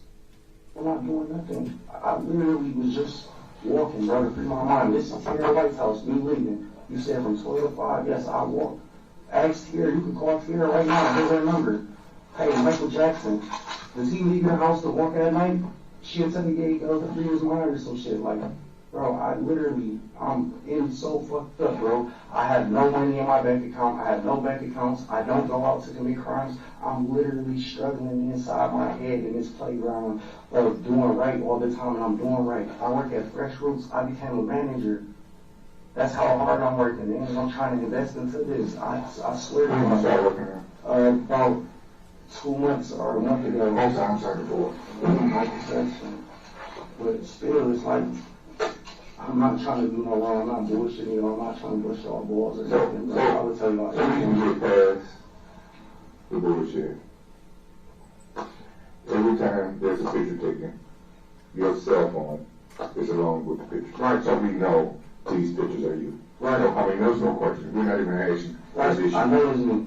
That is you. So, all the way down to you on the party structure. I never jumped no wall. I never jumped no wall. Listen to this. Every picture's taken. We have a cell phone ping matching it. You understand what I'm saying? Okay. So you know your phone is always sending out information, right? Right. It's talking to the towers. Right. So it's talking to towers here, it's talking to towers here. I mean, those are the same. You know what I'm saying, right? So we have you pretty much locked down. You're all around. Okay. You never went to your auntie house. You never did. I never went to my auntie house. When I leave her house, I literally go to my auntie house. On Mac. I cross Grand River, past Motor City, I literally go to my auntie house. Past Motor City? Yeah, past Motor City. I walk all the way around. I literally walk downtown. Yes, you go straight downtown, Grand Central Park, go through to Grand River, walk up Grand River, what's that guy called? Madison? Is that Madison? Straight up Madison, cross Fashion, over to, I think that's his name up. Antietam, walk down the road. I mean, we have you all the way down. Man, All the way. that's crazy. But I'm not hitting no cars. Why am I lying to you? No, you're not lying to me. I'm not hitting no cars, though. I'm not hitting no cars. You're literally picking on door handles. Matter of fact, when you get up here, you put on gloves. We see it all. Right there. I mean, that shit not to lie about this. I mean, we showing it to you. Yeah, I'm not showing it to me, but I'm not. I don't know why you put the gloves on. I don't know. I'm not hitting no cars. Look, I know you have your heart. Listen, I know you have your heart. And I can understand that. I swear I'm not killing Yeah. I'm not robbing nobody. I'm not hurting nobody. I'm not doing nothing, bro. You didn't make the cars. So what? Right now, we have you doing that. You understand why security got that whole area over there, the town, behind Harbor Town, all on lock. Every step you made was on video. That whole area. Didn't you see that big ass building you was out there? Just on the water side? When you walk past Enterprise car? You don't remember that?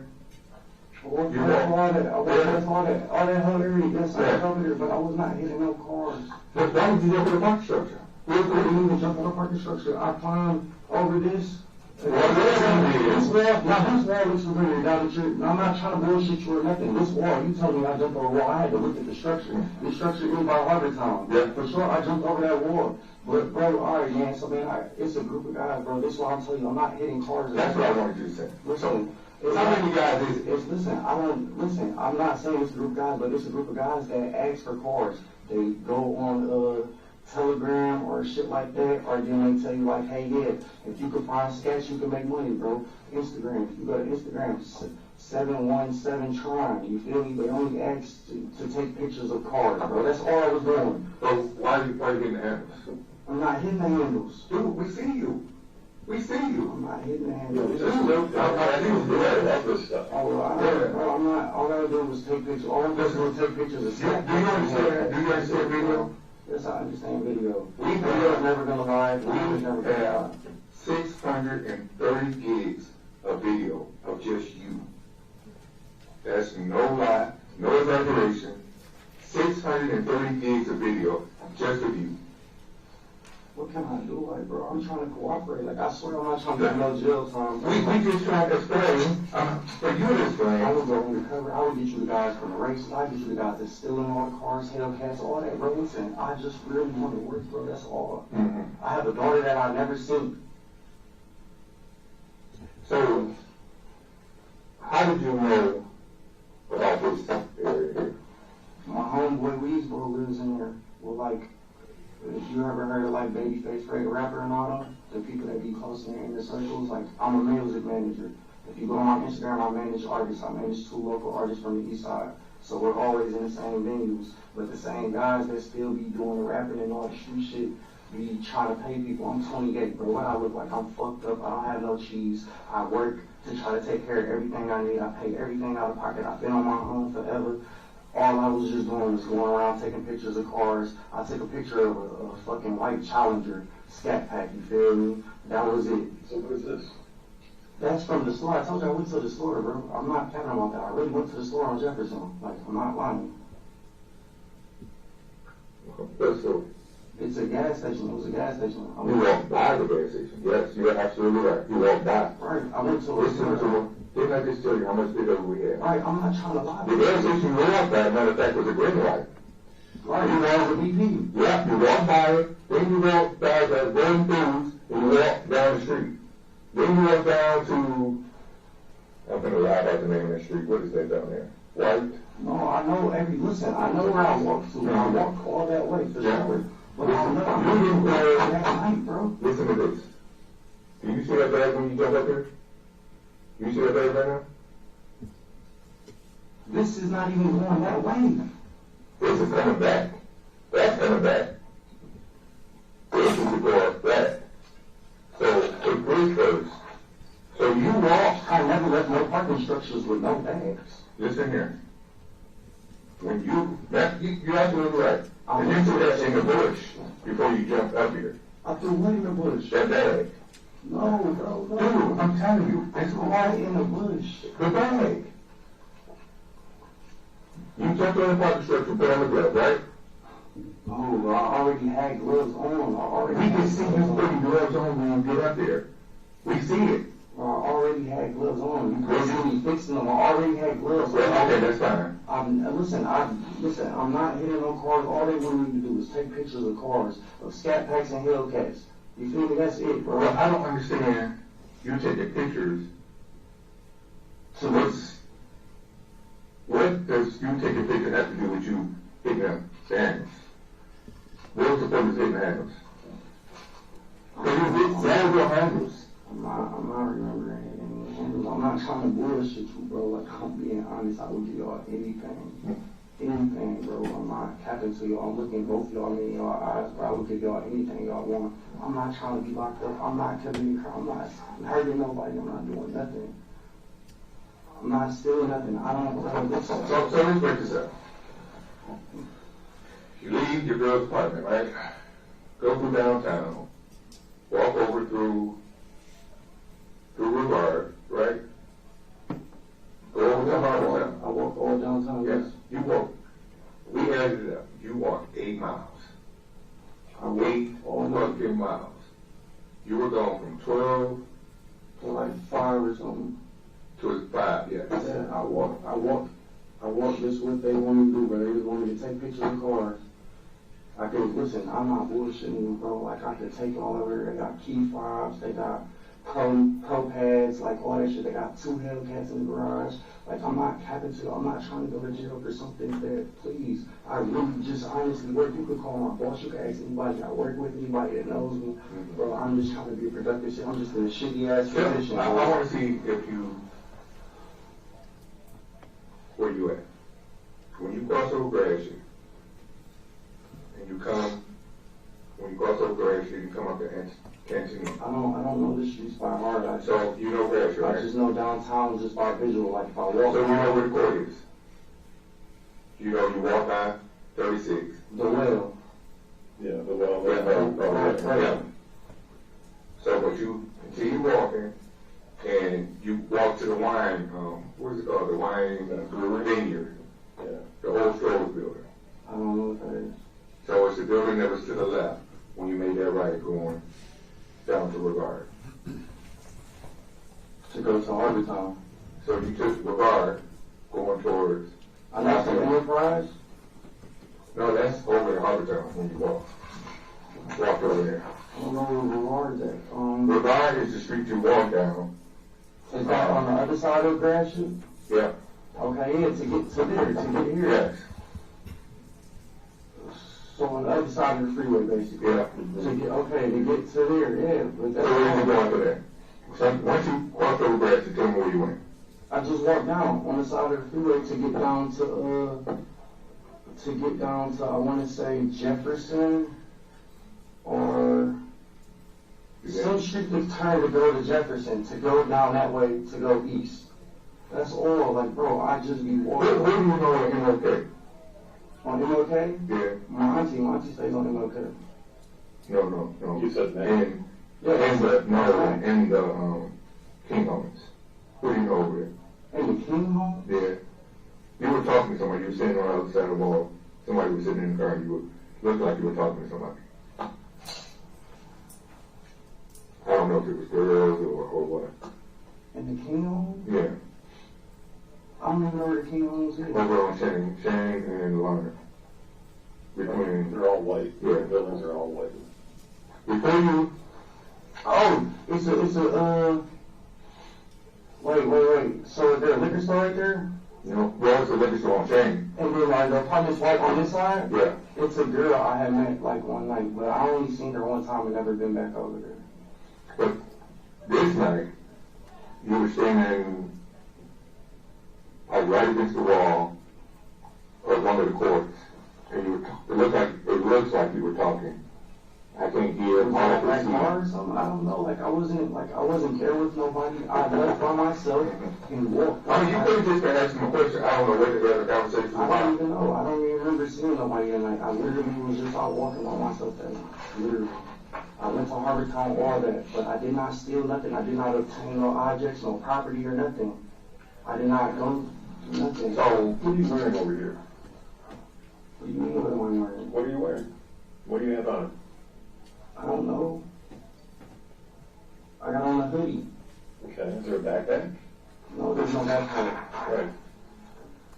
But when you return, you got a backpack, right? Yeah, the backpack was out of my car. My car is in that parking lot. Oh, so you stopped by your car and put the bag in the backpack? Put what bag in my backpack? The bag that you was carrying the whole. No, bro, I didn't stop by nothing. Listen, I don't have no backpack on until I got back here. The backpack is in my car. The backpack is my work bag. It's a great backpack. Listen to me. Listen. Just listen. Everything's on video. We know when that bag showed up, when it didn't. Right?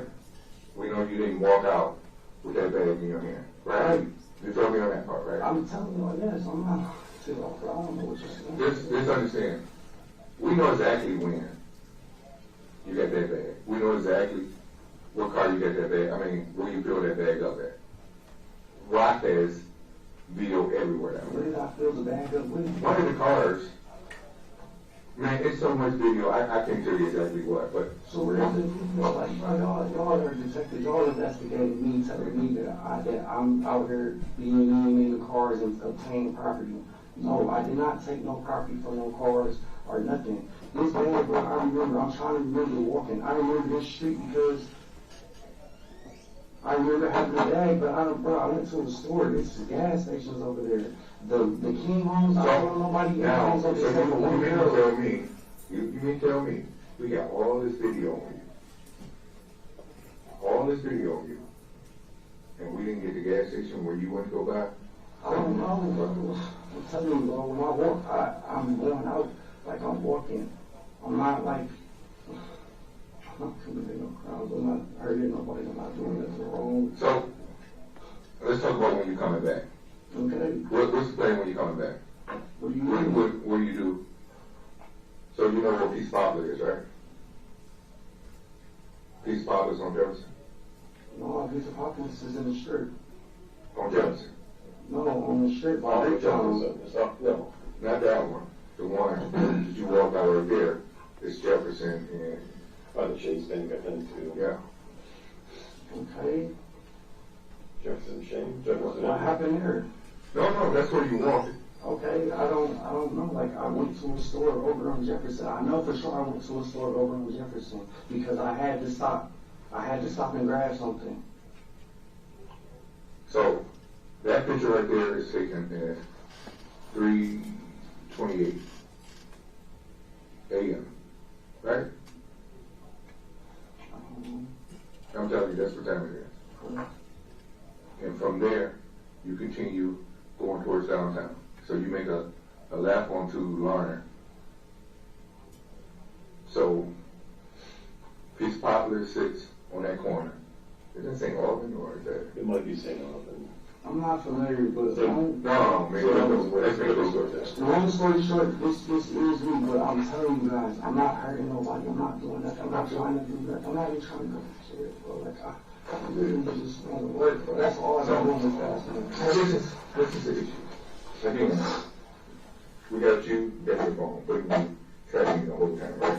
So we had you on the way back home, walking up Lawrence. So you go up Lawrence, and then you walk into another sub, right at What's the sub? the subdivision, Housing area. housing, condos, and all that, right? I mean, that's not a question. I'm just telling you. There's an elementary school right there. Yeah. What elementary school?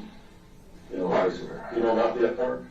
No, I DoorDash over there, like when I DoorDash, I stop by the wheel. You definitely not DoorDashing. No, I'm not DoorDash, I'm saying, but when I know Lafayette Park from, the pizza place right there, the nail salon, I took my girl to the nail salon there, I took her there to the nail salon, but that's it, I DoorDash over there. Mm-hmm. So, yeah, I was DoorDashing that day, and then we come back around because I seen some cars to take pictures of, you feel me? That was it.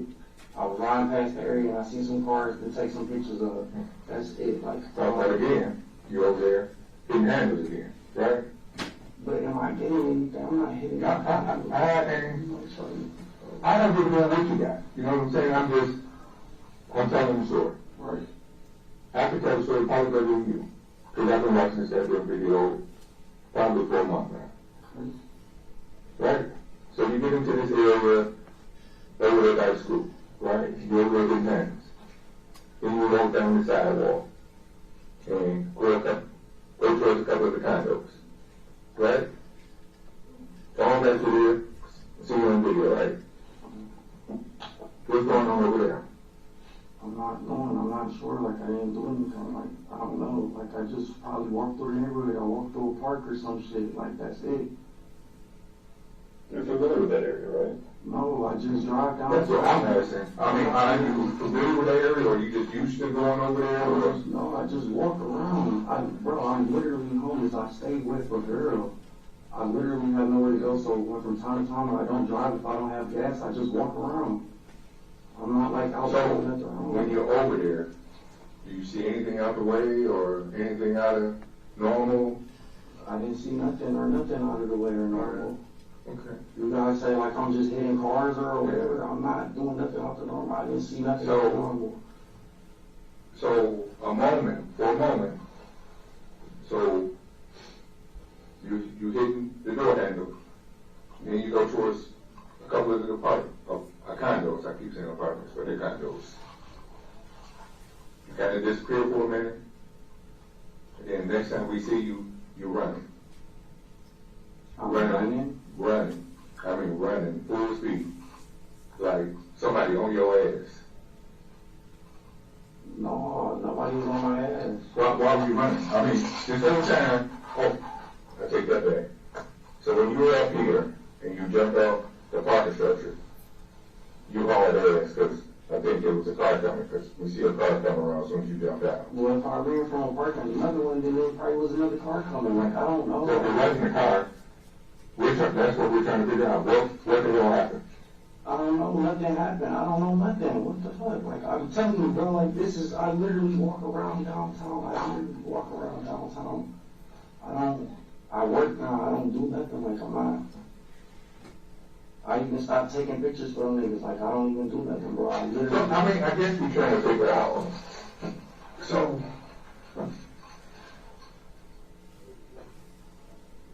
there was an incident in one of the condos, right? What incident? It was, somebody got into it with somebody in one of the condos.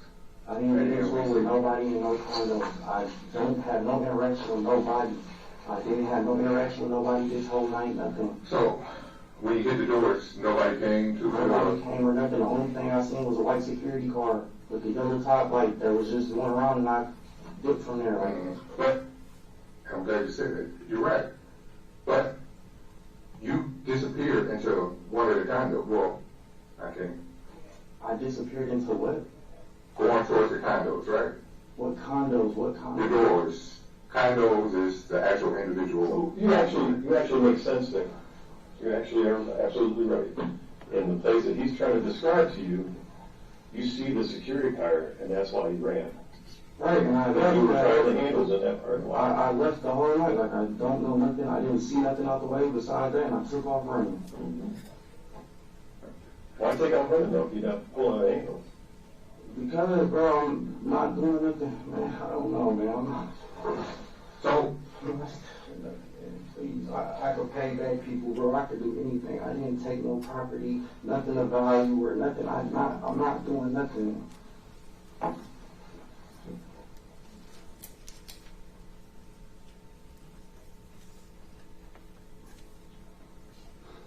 my only question is, when you went to the condo, to the actual doors, because one of the doors was open. What do you mean? One of the doors over there To the was car? open to one of the homes. No, I didn't go in no home. You sure? I'm positive I ain't going no Remember I home. told you about your phone, right? Right. You've been saying I don't a lot, but then you finally admit to Right, but it. I'm saying, I didn't go into So the remember, home. did I ask you or did I tell you? Did I ask you or did I tell you? What are you talking about? Man, I already know your path. My path for what? You know my path on a lot of everything I did, but I didn't have no interactions with nobody. I didn't go into no houses or nothing, bro. I went out clicking a few handle doors, bro, that's it. I was taking a few pictures of some cars, that's it. I did not do nothing. So now you're meant to in the house. Bro, you telling me this, so I'm coming on with your story. Like, I didn't do nothing wrong, bro. I'm just trying. When you hit the handle and the door was open, what happened? Nothing. If you could explain that to me. Nothing happened. You just walk away when the door opened? I You didn't just walk go away? in no, listen, I didn't go in no vehicle or nothing. I didn't go in no vehicles that night. No, I said for her condo. For whole condo. For the person condo door that was open that you went in. I didn't go in no person's No, condo. you definitely, the door was open. The door was open. So her motion, we can tell her door is open because you know they got the little sensors on the door. And then, but there was activity when you went in. So we know you crossed the plane. Right? Listen, bro, I did not go in So this video, so we have you going that way, right? We have you in that area. Your phone is there, but ADT goes off at the same time. Just asking you, what happened? Who? What happened to what, bro? I didn't go in no house, bro. The house you went into. I didn't go in no house, bro. I didn't go in no house. Security came, I ran. I didn't go in no house, bro. Security came after. Bro, listen, bro. I seen security come, bro. I seen the white car circling around, bro. I ran. I didn't go in nobody's house or nothing, bro. This whole night, I just went walking around. Like, I'm not trying to make nothing up. I'm not lying to y'all or nothing. You've been lying the whole time until we confront you with evidence, right? It's not that I'm lying, bro. It's just that I don't know what y'all want or what y'all asking for. Listen, bro, I'm an individual just trying to save myself. Meaning, like, I went around doing this, right? Y'all said that I did this. I have a past of cars. Okay, cool. I understand that. But I swear, bro, I've been on the right track. I'm not doing nothing out of the norm or nothing. I've literally just been working. So this is not out of the norm? I mean, this is out of the norm, of course, man. The guy going around filling on door handles, you feel me? Yeah. That's crazy. Yeah. Yes, but, bro, I just had one task to fucking take pictures. Maybe I took a little farther by filling the handle, but I never took nothing out of no properties, no cars.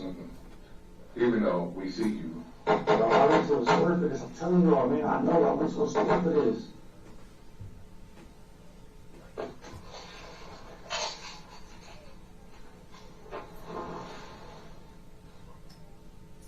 So explain when you got the backpack then, because you didn't get it from your car. Oh, that's why the security came. The backpack came out of the car. The backpack came out of the car. That's why the security came. That's why security came. That backpack came out of the car.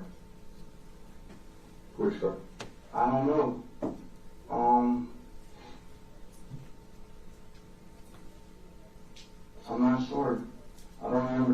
You didn't have a backpack until you got to the last place over on Regard, off of Regard. No, I had the backpack before then. You did. I did, because I got a backpack out of a car of a garage structure. The garage structure is after that. This is garage structure, right? That's on the way back to Regard. Right? Oh, bro, I don't know, bro. That's what I'm saying. I don't want to go over I don't want to go over now. Saturday night, right? I mean, I don't watch it forever. I can probably tell the story better than you can. Right? I'm comparing your phone to this video to her ADT. So who the fuck is her? You One of the houses in the area. I did not go in no houses. You really want to release. I didn't go in no house. How can I go in a house? You tell me? Tell you what, I did not go in no house, bro. I simply went in parking structures and walked around all fucking night. I didn't go in no house. I literally walked around in parking structures all fucking night, bro. Walked around all downtown all night. I did not go in nobody's house except for this fucking house right here. So, I'm not lying to you. I'm not trying to make nothing up or nothing. I did not go into nobody's house. This is the only place I went into. My girl's apartment. Left there and came back there. That's it, after my walk. So, I want you to understand, in the beginning, going back to the beginning, right? You just said you were walking around and you went to your auntie house, right? That's how we started this conversation. Walk around. Now we're in the My auntie house lives in the area, so I do walk that way. When I go on my walks at night, I do that way.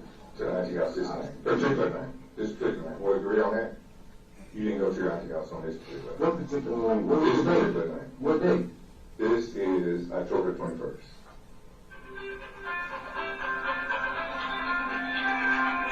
Yes, I did go to my auntie house that day. Maybe early, not this night though. Not when you left at 12. Right?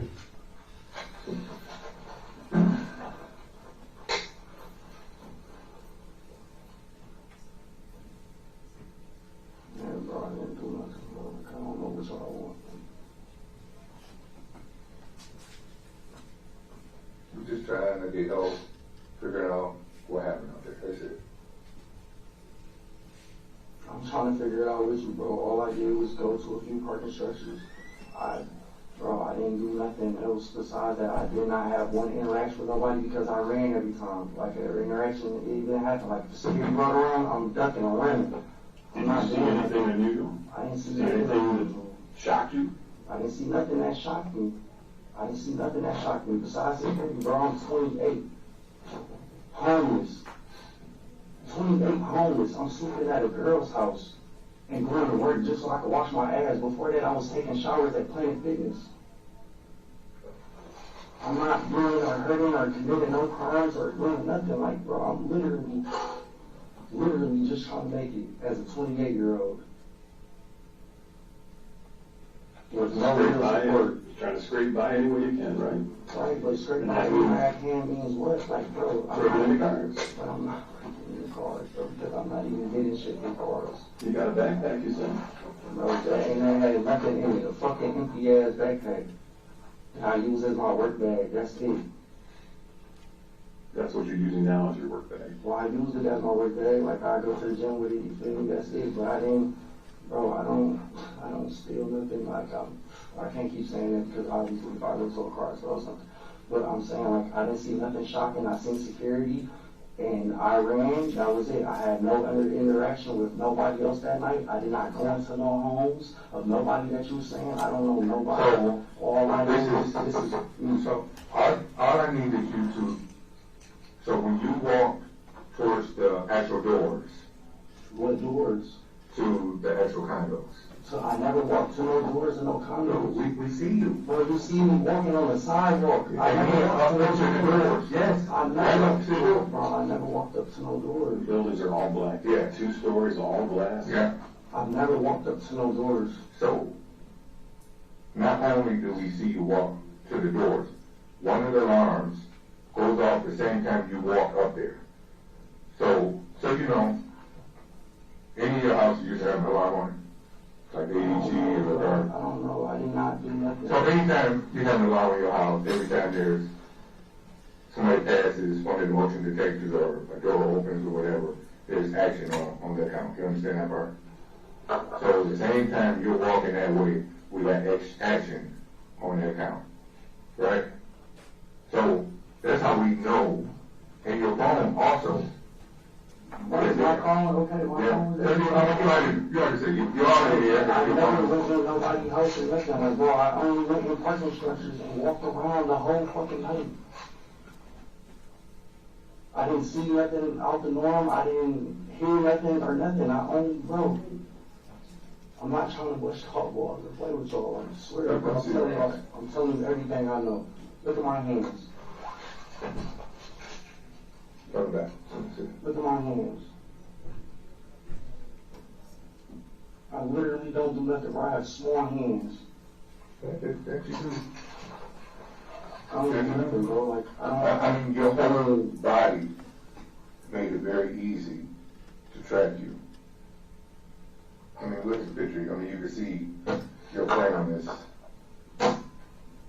Bro, my frame is me. Like, Yeah, what? that's what I'm saying. We're the same size. It is, but when it's not a lot of people out, this particular night, while we're doing the track, you understand that? And plus, I mean, with your outfit and everything else, so, I mean. It seems like you got a uniform that you wear when you go out and do this. I don't have a uniform. No, I mean, the way, what you wear, it's all black, right? I Got a wear mask that goes over, got a face mask that goes over, you can see your eyes from time to time, right? No, bro. That's, bro. What are you wearing here? What do you normally wear when you go out? I don't know wear nothing, bro. I just dress normal. Like, bro, it's not a fucking uniform. Like, what? I wear regular clothes like you and just walk out. Every time you go out and break into cars. I don't go out to break into cars. I go out for walks. This is one night. This is one night. Man. Come on. Just is one night, bro. Regardless of however many nights, this particular night, What on this particular night? when you're on your mission, taking your pictures and hitting on knobs, on your route, at the end of your route, when you get to this last subdivision or what else would you call it? The housing You're area. saying housing area, bro. Yeah. I tell you, I never went or entered nobody's houses. I never did nothing. You're really pushing it on this, bro. How am I pushing, bro? I'll give y'all anything y'all need. Look, we have everything we need. We just trying to figure out what made you go there, why that particular, in that particular area. Bro, I was walking. So, if you remember the security guard, then you remember that area. So it's kind of It behind. was, I don't know if the guy was a male or female or nothing. No, I'm not talking about the security guard. But if you remember that, you remember that area, and it's kind of behind bushes, it's almost like you have to be familiar with that area to go into that area. You understand what I'm saying? I'm not familiar with no area. But for you to go over there, you had to have some, or was it just, that was a bad thing, so happened, you just so happened to happen upon it, or you? Bro, what are you talking about? If you guys said you guys were surveilling me the whole night, then you would know everywhere I went. There wasn't no, I know this route, I know this area. I just randomly fucking walked around that night to clear my head and came back with a backpack and some other shit.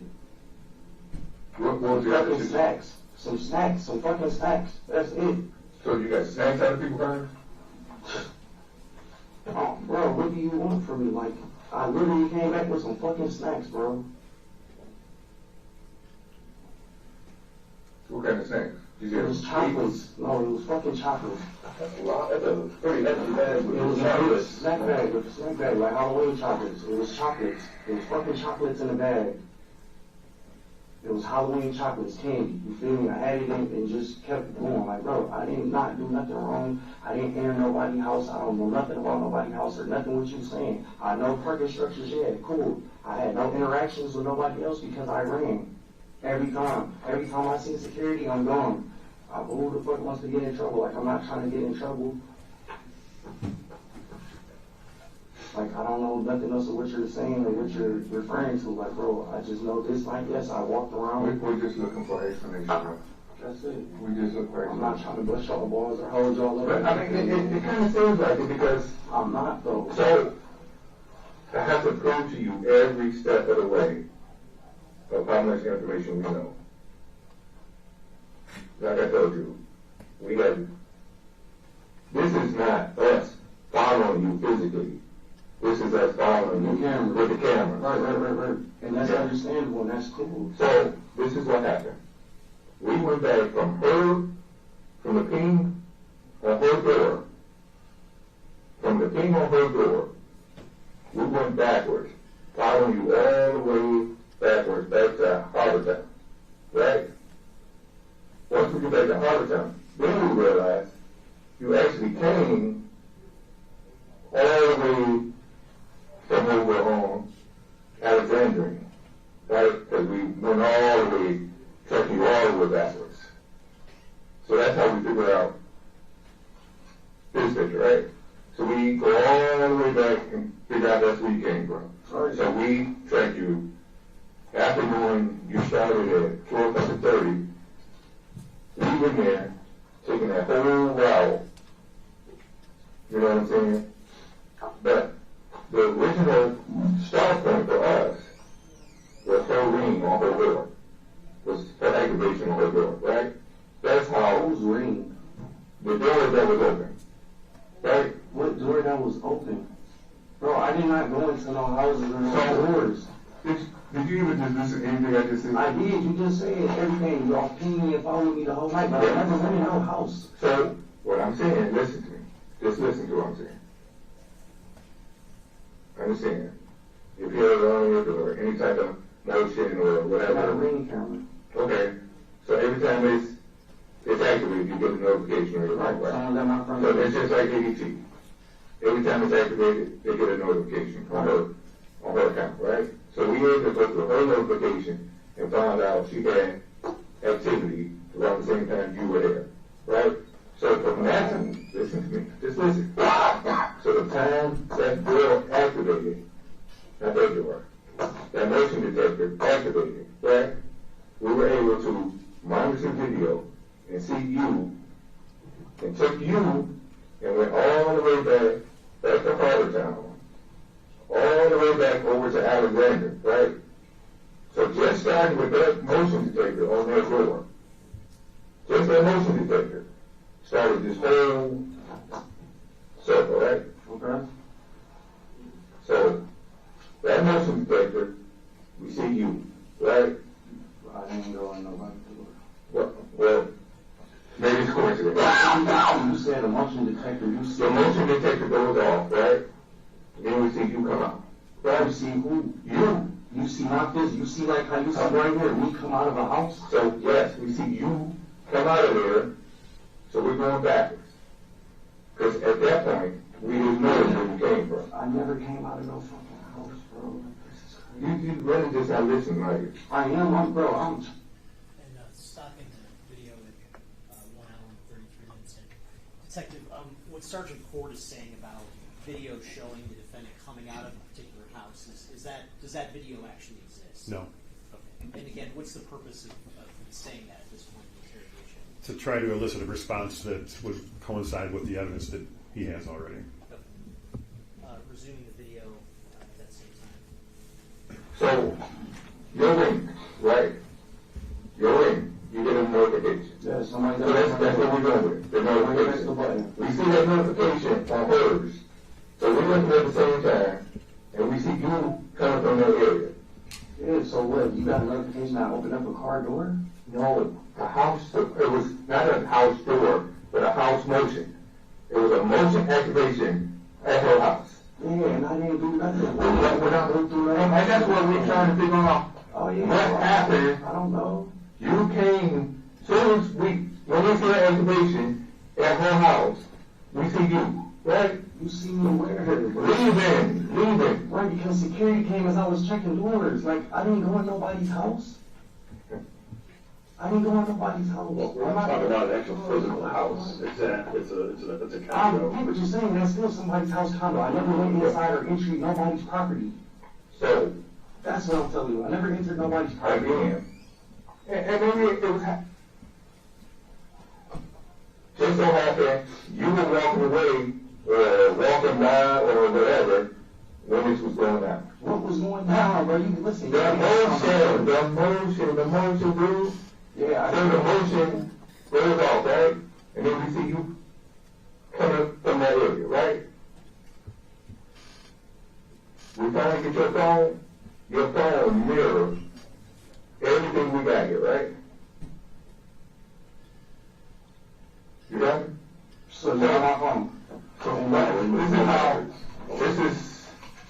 This is everyone that's in the area of a particular incident. Okay. We pull those phones.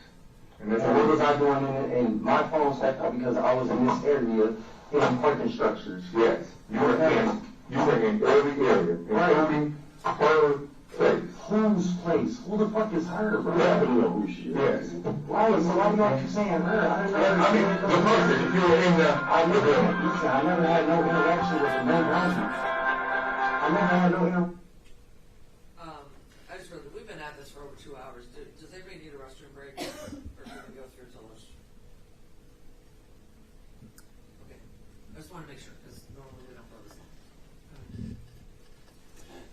I never went into nobody's condo, nobody's place or nothing. I only went to parking structures and walked around and jiggled on a few fucking car door handles, bro. I never did nothing else. I didn't see nothing else out the norm. I didn't hear nothing else out the norm or nothing.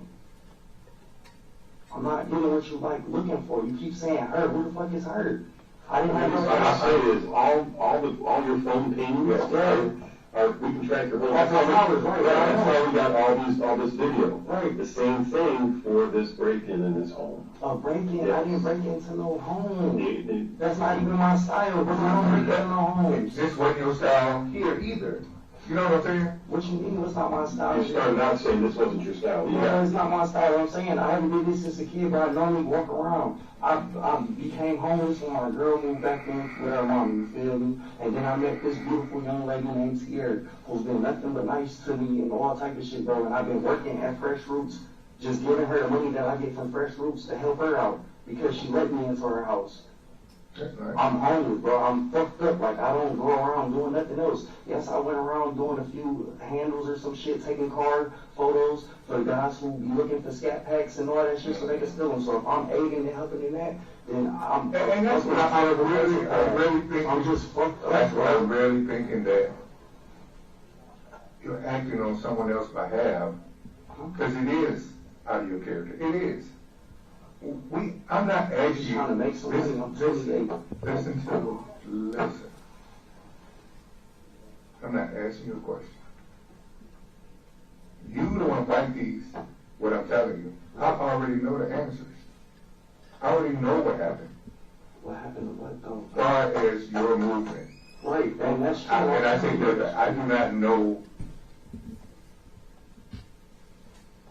I know you crossed that threshold. I never crossed no threshold of nothing. Well, okay. I never crossed anybody's So your threshold. phone crossed that threshold. My phone never crossed no thresholds. It did, bro. Bro, listen, I'm telling you, my phone never went inside nobody's house. I never went inside nobody's house. This whole night I only walked around, I jumped the wall, parking cars, like, that was it. Took pictures of cars. I never went inside nobody's house, had no interaction with nobody, seen security and I ran. That's it. I didn't do nothing. I don't know what y'all looking for. Like, I could tell you anything else. Like, I'll give you my, anything. I don't know. Like, I tell you where I caught weed from. Like, I don't fucking know, bro. I don't know what you're looking for. I'm not, like, trying to fuck with y'all or nothing. So, I mean, I really don't want to sit back here and go back and forth with you to get you through all.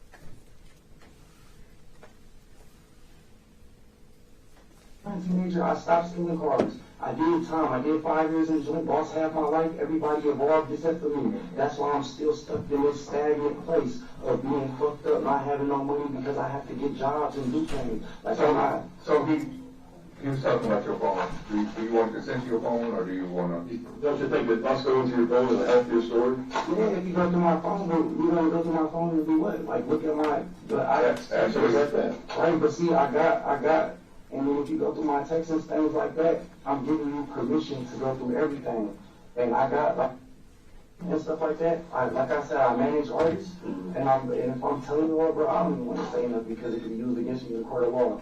So it really matters if you give us consent or not. We're gonna get a search warrant. We're gonna go through your phone anyway. Okay, y'all, listen, y'all can't go through my phone, but I'm saying like I got, bro, in my phone, like see whatever you got looking for, because can I have like a lawyer or something to get like the understanding of what exactly you're trying to search my phone for? Because I got video, that's what I'm saying, like, bro, I'm trying to see what y'all, like, bro. So, are you requesting a lawyer, or?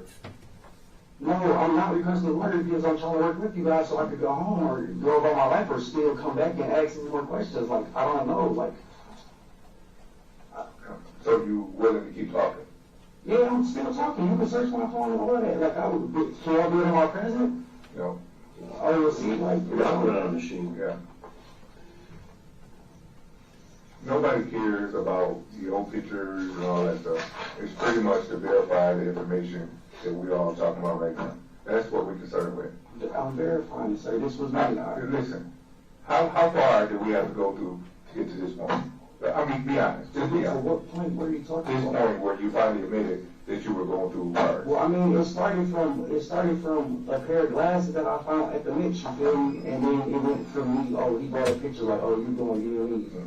I'm doing Vietnamese or what? And then it said cars.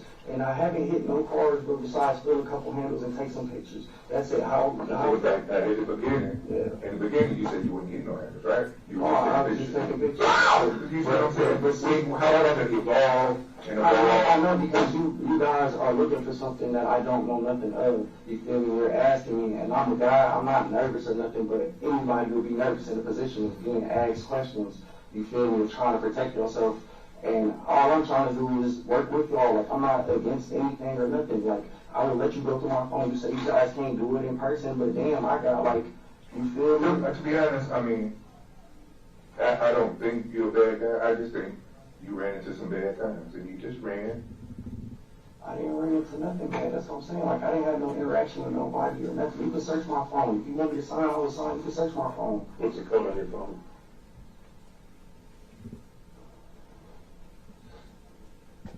284999.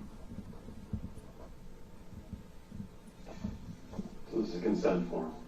This is your initial here that you're consenting to your phone. And what exactly, I'm giving permission to freely and voluntarily. I have not been coerced or threatened by any manner. No, but I'm giving you permission to freely and voluntarily. What is not being specific? Go through your phone. Right, but what exactly are you trying to look for? It's not specific of what you're looking Right, for. because we can't piece out what we want from your phone. We put it on a machine and extracts everything from your phone. That's why we can't be specific in this. Okay, well, go ahead. Initial and signature. It's crazy, bro. It's crazy. Y'all say y'all got surveillance on me. I'm just trying to go to work. Like, I'm probably fired. Like, I'm a manager. Y'all could keep me. Y'all could keep tabs on me, everything. I just work. I don't really do nothing. I'm not trying to bust y'all balls. I swear to God. I'm not. Y'all could have my phone, all that searches or any of that. What's wrong? I don't know what is there. I'm just trying to figure out what's going on, man.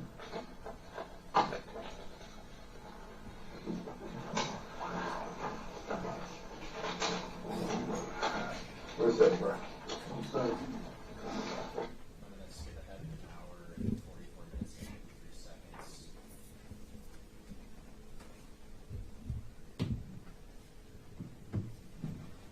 Roughly an hour and 58 minutes. Just so there's no confusion. Well, first off, just so there's no I didn't go through no threshold. I didn't enter nobody's condo. I just went to the parking lot. You see anybody else out there? I didn't see nobody else out there besides security. Okay. Didn't bump into anyone? Didn't bump into anybody. It was, there's a security, across the street. There's a big building, tall building. There was security out right there. Like, I didn't see nobody like You know, I'm trying to say you kicked somebody's door in or broke somebody's window. I'm not saying I that. didn't break into entry. I didn't enter. I didn't entry. I didn't do none of the sort. I just went to some parking Your structures. door open? I didn't see no door open. I just went to parking structures, cars. That's it, bro. That's all I ever fucked with in my life is cars. I don't do nothing else, bro. That's it. Kind of like an opportunity, right? I mean, not an opportunity, but like, bro, I'm fucked up. I'm homeless, you feel me? And open door, bro, open door. And I sleep with an open door, but not to no fucking home, bro. Like, I wouldn't want somebody opening up my door coming into my home. Would you want them to open your car door? No, but I had that happen before. But, I mean, I was actually sleeping there, too. it's not a big difference, though, is it? I mean, you open up a car door and you open up a house door. I mean, No, it's a big this difference. is just an opportunity. Opportunity is. There's no opportunities in opening up no house doors, bro. And you explained to us how desperate you are because you're living in a car and you're giving all your I'm money. explaining not desperate, that I don't mean I'm desperate. I'm just, you feel me? I'm just trying to get back on my feet. Like, I had some fucked up previous situations. Like, don't know, bro. These are two girls that mean the most to me. You feel me? The two that's been helping me. She helps me now because I go to work from there. You feel me? And the first one, the one where I got picked up at, was in Alabama. That's my first girlfriend, and she held me for a pretty long time too. Like, bro, like I So didn't those really. are your girlfriends now, or you? Well, the first one in Roseville, we're just like more so like business partners because the Airbnb. So I just go there and just change the ring camera. You feel me? But this is my main girl, the girl that's on the paper tier, white, the Alexandria. That's why I live with. So, do you know where you're at now? I'm downtown, right across from MGM. But you know what office you're in? Just the detective bureau. Oh. No, hell no. I ain't kill nobody. Hell no. I don't even get down like that. They tell me property. That's it. I That's don't part of it. That was part. Stopping the video at 2 hours and 1 minute, approximately 40 seconds. At this point, did you shove something across the table for the defendant? Yes, I handed him my business card. Okay. And does that business card say anything about homicide on it? It does. I ain't know nothing. I ain't know nothing about none of this, bro. So again, this is how we lay it up to you. Okay. Her apartment, right? Or her condo. Okay. Her alarm. Her alarm activates. Okay. She has a notification. We go from that notification, and that's how we pick up on you. Okay. So you're there. They have been in the area, so you got my phone from the cell tower being in this area around this time of something that happened. I don't know what happened. I just only was checking car doors and taking pictures of cars. That's it. So you're saying that you're in that area, just so happened, pulling on doors, but just not that door. I didn't pull on no house doors, no condo doors. But you're Only in parking structures. Parking structures. lot. So Parking lot, parking structures, parking garages. That's it. That's all I was doing that whole night. even though we have you walking towards, You don't have me walking towards nothing. I did not walk towards nobody's house. do we have to break down the videos again? Break down the videos. I'm telling you, I do not go through none of this or nothing. You say you're homicide, bro, that's cool and all. I've never even caught a body. I don't even do shit like that, bro. Mm-hmm. Don't know why So I'm here, bro. when you walked out, you took that pathway out towards the big building. You described, right? You see that, immediately see the big building. The big building is what you could see in Across. that lot. Yes. And you walk, that's what you walk. You Yes, because see, security was coming up the roadway, and that was the only way out, so I ran from this roadway that the security was coming up. Mhm. and ran through the lot and out through there. I don't know nothing about From this. here. No, I did not run from there, bro. This right here is right by the road, right? Listen, I'm telling you, bro, I don't know nothing about this. You keep talking to me about a house, a person I don't know nothing about, bro. I only was fucking with car handles. That's it. That's it. Was out just walking around. Whatever this happened, I don't know what the fuck. I didn't see nobody. I had no interaction with nobody except for security, and I ran out of that place. I don't know what y'all looking for. I could give y'all anything else. I really don't know shit about no homicides. I'm not into that shit. So moments after you ran away, she's found laying out here, right? I don't know. Yes. I'm not asking. I don't know. So yes, I don't even know what you're even talking a about. body is found laying in front of you. Okay. I don't know nothing about nobody. I didn't encounter nobody or nothing. So it's just a coincidence that she found dead as you ran away. But what am I running away from? Running away from security, bro. I did not run away from a human being. I didn't run away from an actual physical person. I ran away from a guy in a fucking white car with a yellow fucking light, bro. That's it. I didn't run away from nobody else. I didn't see nobody out there. I didn't do nothing. That's it. So I don't know what y'all looking for. just like you didn't slam knobs, you didn't go in no cars, you didn't climb no pocket structures. I mean, this is just over and over again. We're going through this. Right, and we're going through it. You guys are homicide, bro. I'm not in the same fucking field.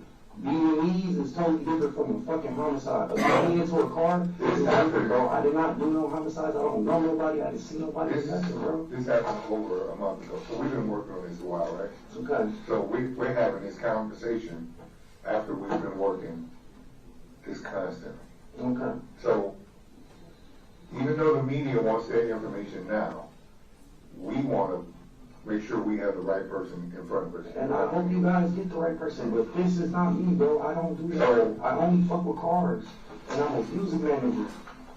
So even if that's true, even if what you're saying is true, you would have tripped over her. I would have tripped over who? I didn't trip over nobody. There was nobody there. I only seen the white fucking car and the yellow light. Why do you keep trying to go back to the same person, bro? I don't know nothing about this. You keep saying her. I don't know no her, no him, no them, us. Okay, listen. We never saying her or him. You would have tripped over a body. I didn't trip over nobody. There was nobody out there. So I went to a few fucking cars, walked around, and left. Moments. I mean, all of this is too much of a coincidence. What's the coincidence? You're saying moments. Moments of what, bro? I didn't hear nothing. I didn't see nothing. I only saw security coming up the real roadway, the little path that's in the middle. I took off running. Ran through some bushes and was gone. Out to the main road. Sent the building over there. That's it. I didn't see nobody laying down. I didn't see nobody hurt or nothing. I don't get what the fuck you're asking me, bro. When you got out to Lafayette, what'd you do? What do you mean? I just went that way. Like, went straight back to the casino, Greek Town. Mm-hmm. That's what you guys said you see me from the courthouse. That was it. I didn't do nothing else besides that. I only walked. That's it. I don't know nothing about this homicide or nothing, bro. I'm in the wrong fucking room on my life. On my life. Well, you were in the wrong room when we first started this, right?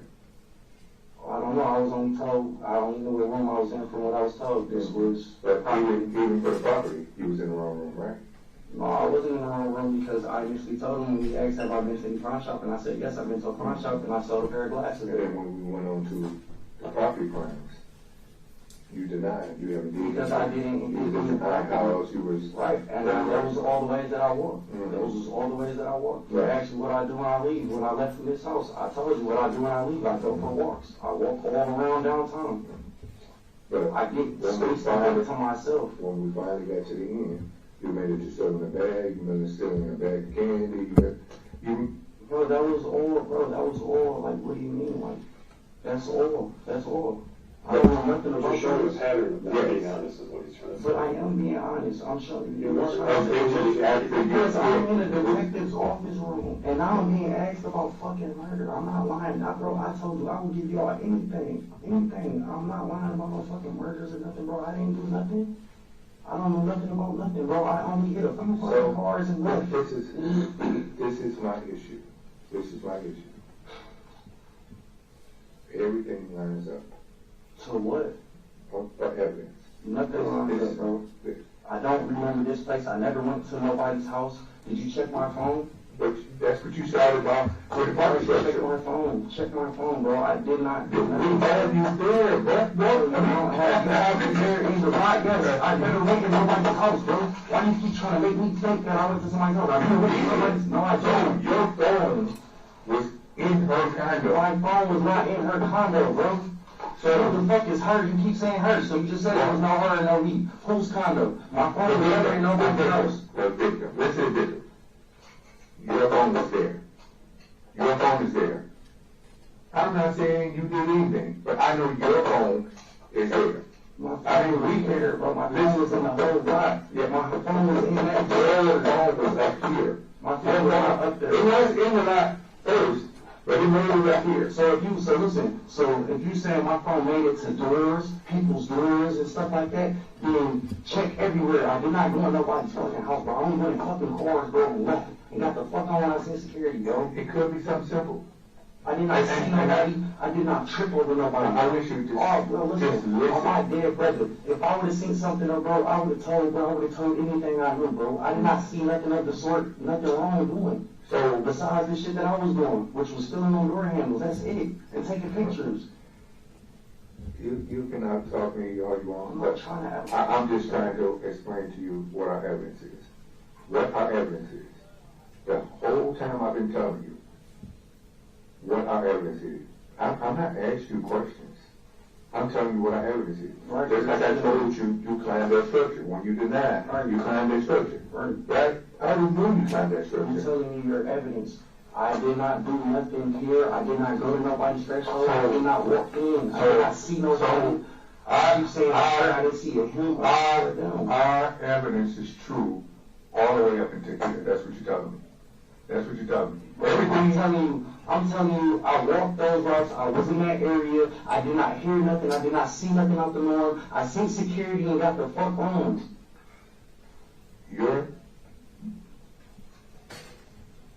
All the other information I showed you was true, right? You're telling me that. You're You're telling me you got all this evidence that shows that I'm true, that what you're saying is true. Well, I just agreed with you and told you that I was in these areas and was filling on corridors and taking pictures. Right. Besides When that, I told you pictures, yeah, that's me. But we get here. No, that's not me. that's not me. Bro, you're showing me a picture of a fucking house that I have no knowledge of. I did not pass no thresholds. I did not go anywhere. I did not see nobody laying down nowhere. I did not hear nothing or nothing, bro. I seen security and ran out of there. I don't know what else y'all looking for. Like, I seen security and ran out of there. Bro, went back to my girl's house. If you say you watch me on cameras, you will see everywhere I walked. I walked past the courthouse, walked past all that, and went back to my girl's house, walked up Woodward. Like, I did not see nothing or nothing. I don't know nothing, bro. I'm being dead ass honest. Oh, now I'm being dead ass honest because you're coming to me telling me I'm in a homicide room, bro. I don't even kill nothing. I never even fucking kill or hurt nobody. I never even lived in a fucking shootout. And again, I did not say you killed anybody. Right, but I'm saying that Listen, homicide, bro. you're so eager to try to prove your innocence. Because I'm in the room being questioned about something that I just told you I did with cars. You're trying to out-talk me, and that looks bad.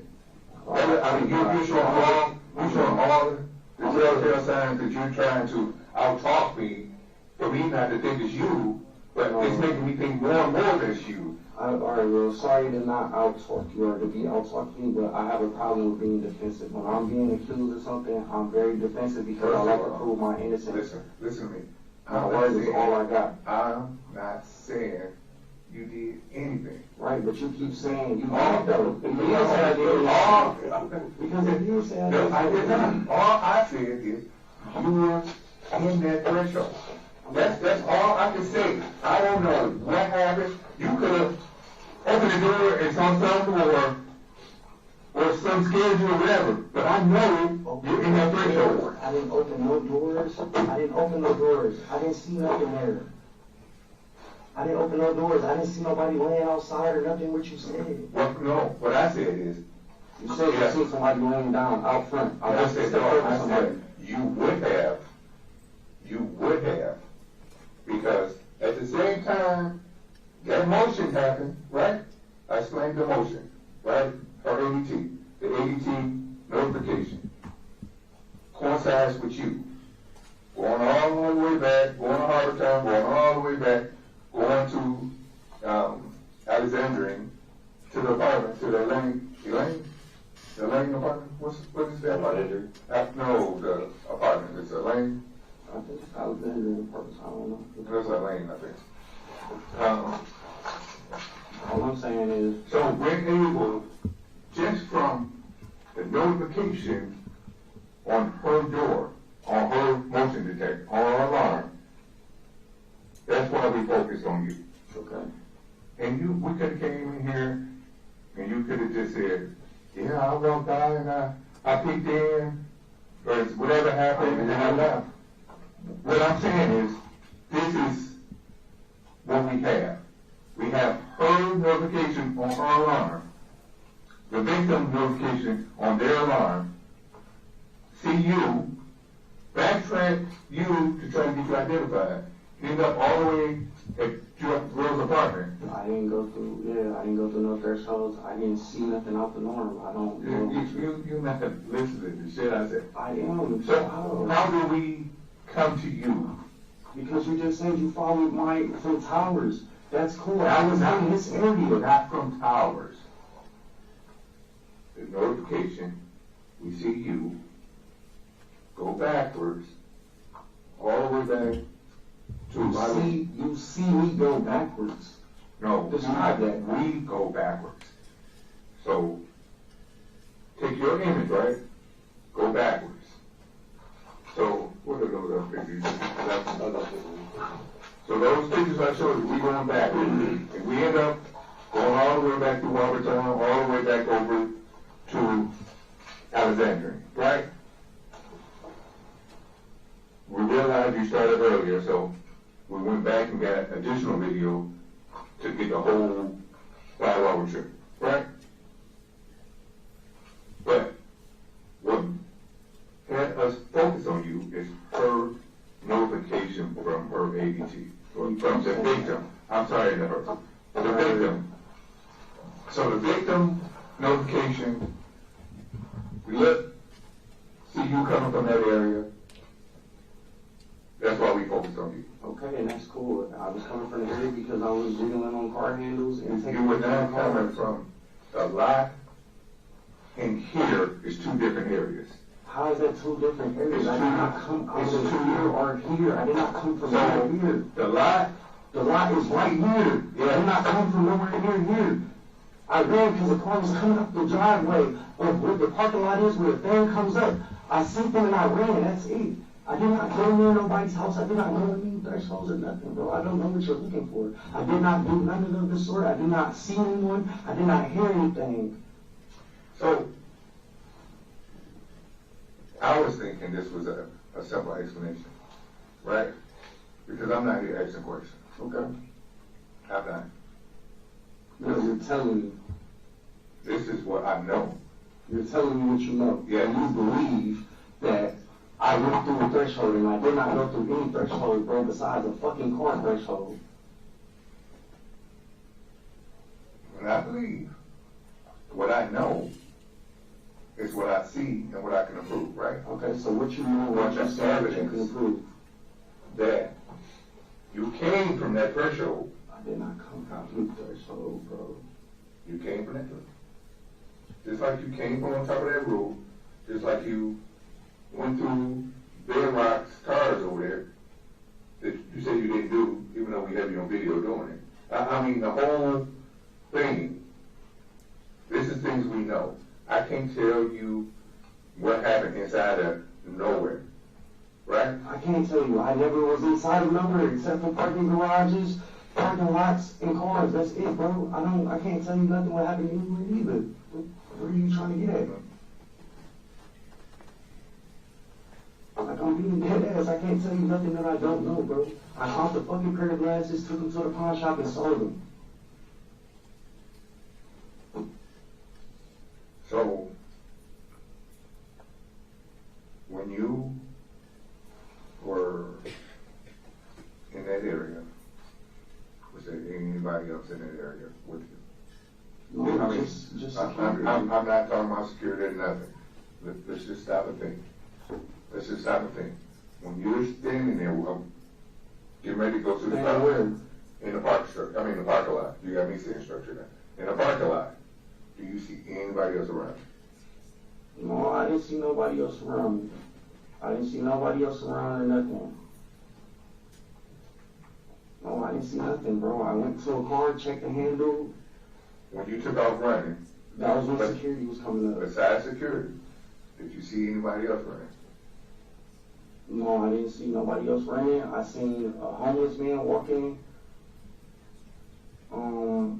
But that was across the street, you feel me, by that security booth, where the security guy was standing in the booth. That's it. So, but you didn't see nobody else on that side that you were at, besides No, I didn't security? see nobody else. I didn't see no person laying down. I didn't hear nothing. I didn't see nothing. All I did was check a few car handles, and that's it. Take pictures of cars, and that's it. Like, I didn't see nothing out the norm or nothing. Like, bro, homicide is not even my thing on my side. I could tell you everything about weed and cars and other shit, but I don't know nothing about no fucking homicide, bro. I don't know nothing about her or him that you keep saying. I don't know nothing, bro.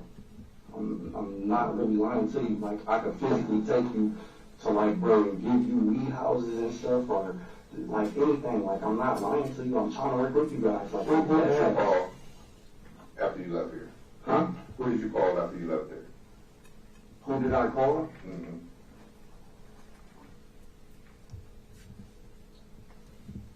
I don't think I called anybody. Yeah, I don't think I called anybody. You didn't call nobody? No, I don't, not that I remember, I didn't call anybody. Could I? You called your girl to open the door, right? Yeah, that was when I got to the house, that was it. Yeah. That's it. I only called her to tell her, like, just open the door. That was when I got back, but that was it. I didn't make no calls or do nothing. Come on, man, totally control, bro.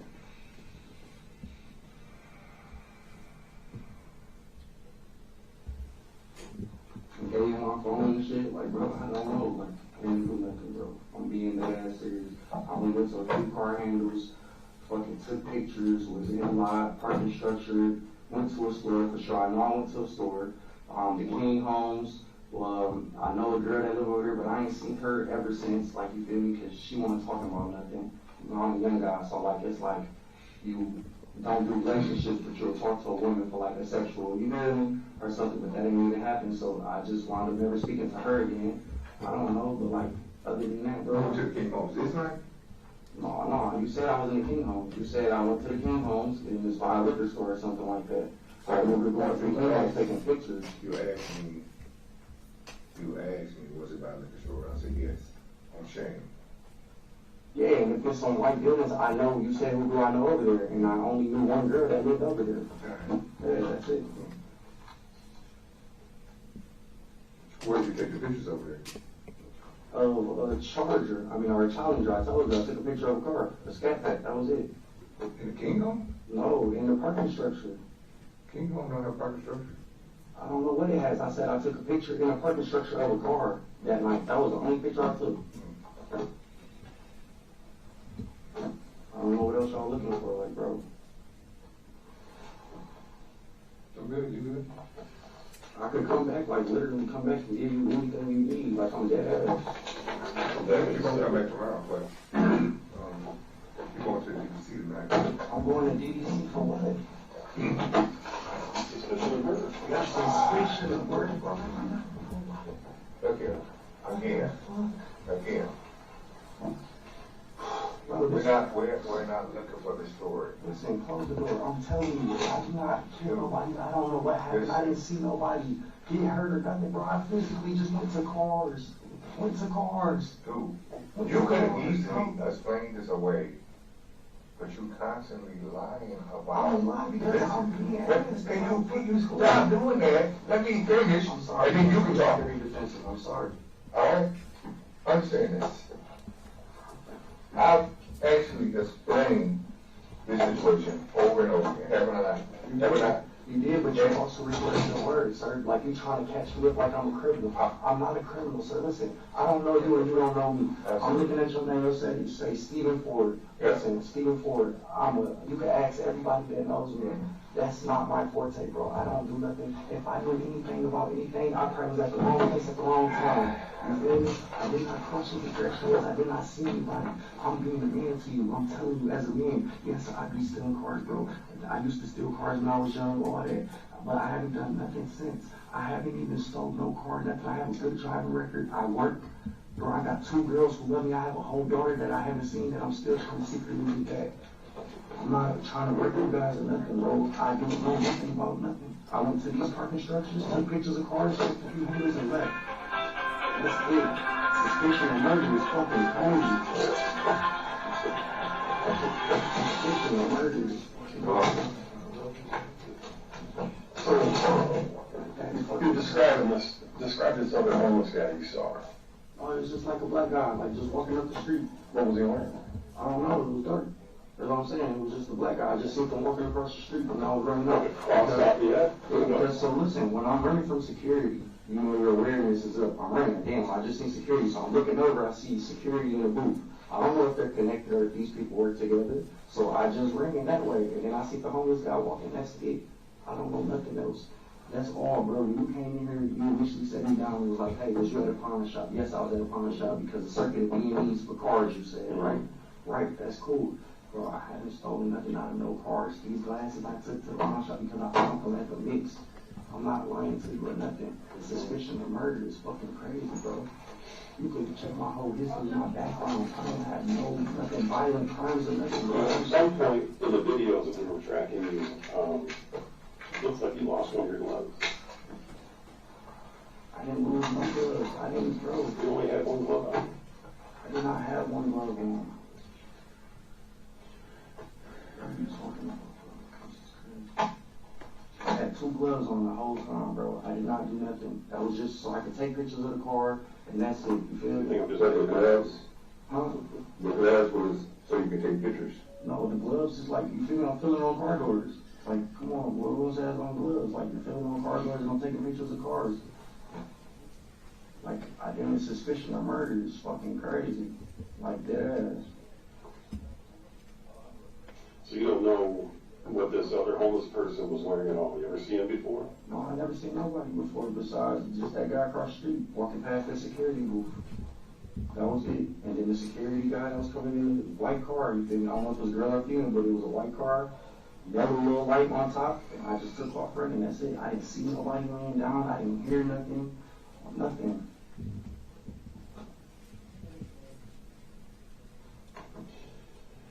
Suspicion of murder is crazy. If I gotta go to the DDC, then that's crazy. But I'm not.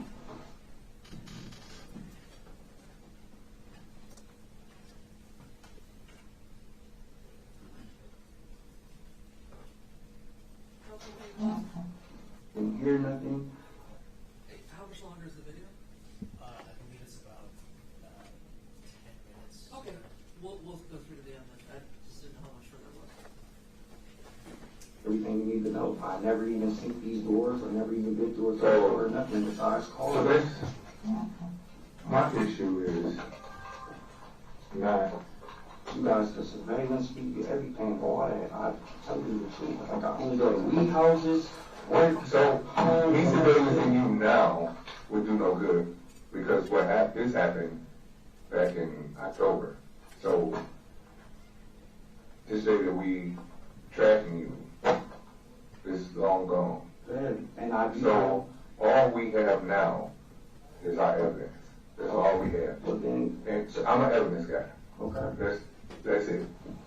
That's why you can explain it, but you can't Listen, man. Deny evidence. One thing you'll never beat is evidence, big brother, and all that. That's true and factual. That's cool. And one thing I'm telling you all, bro, I don't know nothing about no fucking homicides, bro. That's not my lane. I don't know nothing about none of that shit, bro. I don't know. I didn't see nobody. I didn't hear nobody. I only fuck with cars. Check my history, bro. I only fuck with cars. I haven't stolen no cars because I'm not trying to go to prison. Like, I'm literally, I grabbed a bag of fucking candy and a fucking gray book bag. That was it. A bag of candy. And the gray book bag came from? I don't remember what car it came from, bro. I was everywhere that night. I don't remember where it came from. Where's the bag now? I don't know. So you use it for work, right? Yeah, I used it for work, but like I don't know where it's at right now. When's the last time you seen it? Probably like a week ago or something when I was moving some Amazon carts.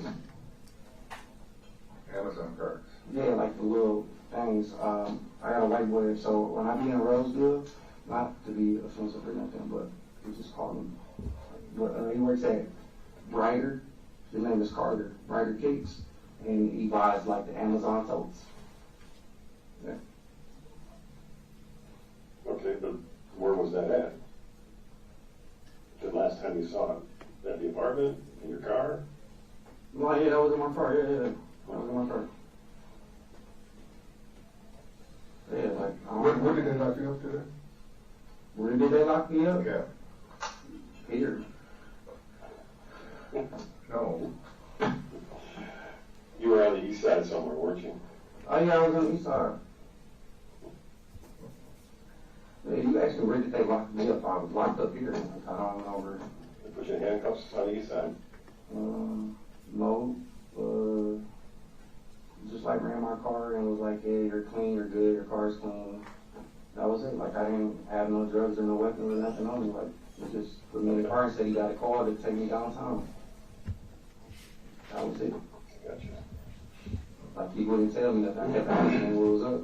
Like why am I being detained if you just told me I was good? That's it. And then he said detectives for property and only property. Remember with some fucking glasses and that's it. Like he said a pawn shop, he said some pawn shop crimes. That's what the trooper said, pawn shop crimes. I'm like, bro, pawn shop crimes, I don't steal from pawn shop. So because this is a homicide, right, there's a lot of DNA evidence we have to go through. Bro, that's cool, do what you guys gotta do, bro. Like I'm not taking, like I really didn't. We'll pump the brakes. Okay. So I want to know if you can also give me consent to get a buccal swab sample from you, DNA sample. Yeah, cool. All right. I'll go on and get the kids to come back.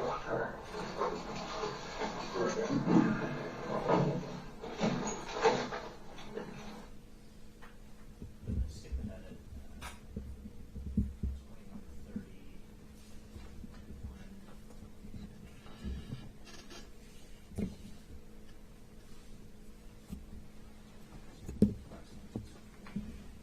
Start 2 hours and 37 minutes and 47 seconds. Consent form that you signed for your phone? Sorry. It's a multi-use form, okay? We use it for other things, right? Like if we were to search someone's car to get a buccal swab, that's what I just talked to you about. We're just, to the inside of your mouth, right? So by initialing here, you've already signed, you're agreeing for me to be able to get a buccal swab from you. Damn, so you really just finessed me in the Lord. Finessed you how? I don't know, bro. I'm just trying to comply. That's it. There's no finesse in here. You all, until you initial this, I can't take this buccal swab. So there's no finesse. No, I know, but you're really going to sound like I did. No, I'm just saying I had already think of. I'm a fan you did it. I'm a fan. So I gotta go to jail for suspicion. Yeah, we're going to check a few things, all right? And just going to have to sit one night until we do that, all right?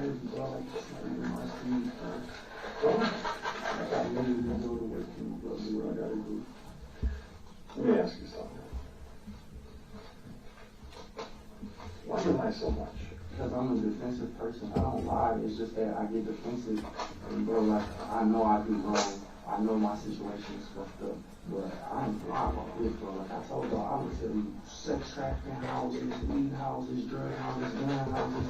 I'll work with y'all with anything on these, but I ain't do nothing like this. I did. I only ever felt the cars in my life. That's it. I never did this for a shootout or nothing. Have I held a gun? Yes, I held a gun before. But homicide, bro, I ain't killing nobody, bro.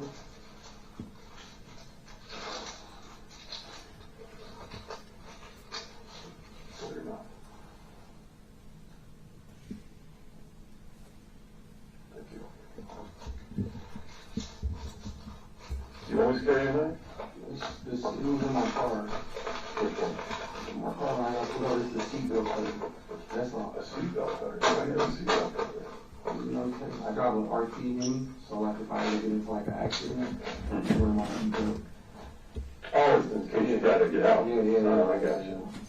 So it stayed in the car. I got you. It was just only because they got pulled me up, and I was changing my ring camera and and it was in my car, and then when they got pulled me over, You have any other bags?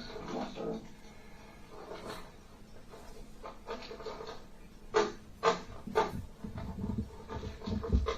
Where do you get your gloves from? It was. Where'd you wear them?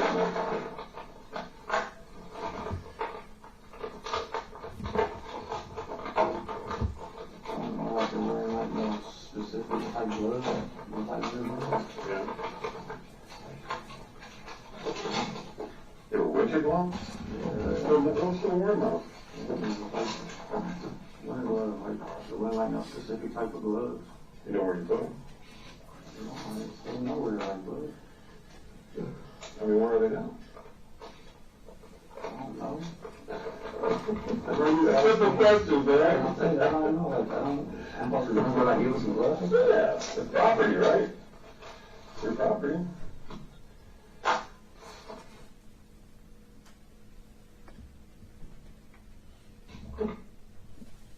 Let me hear from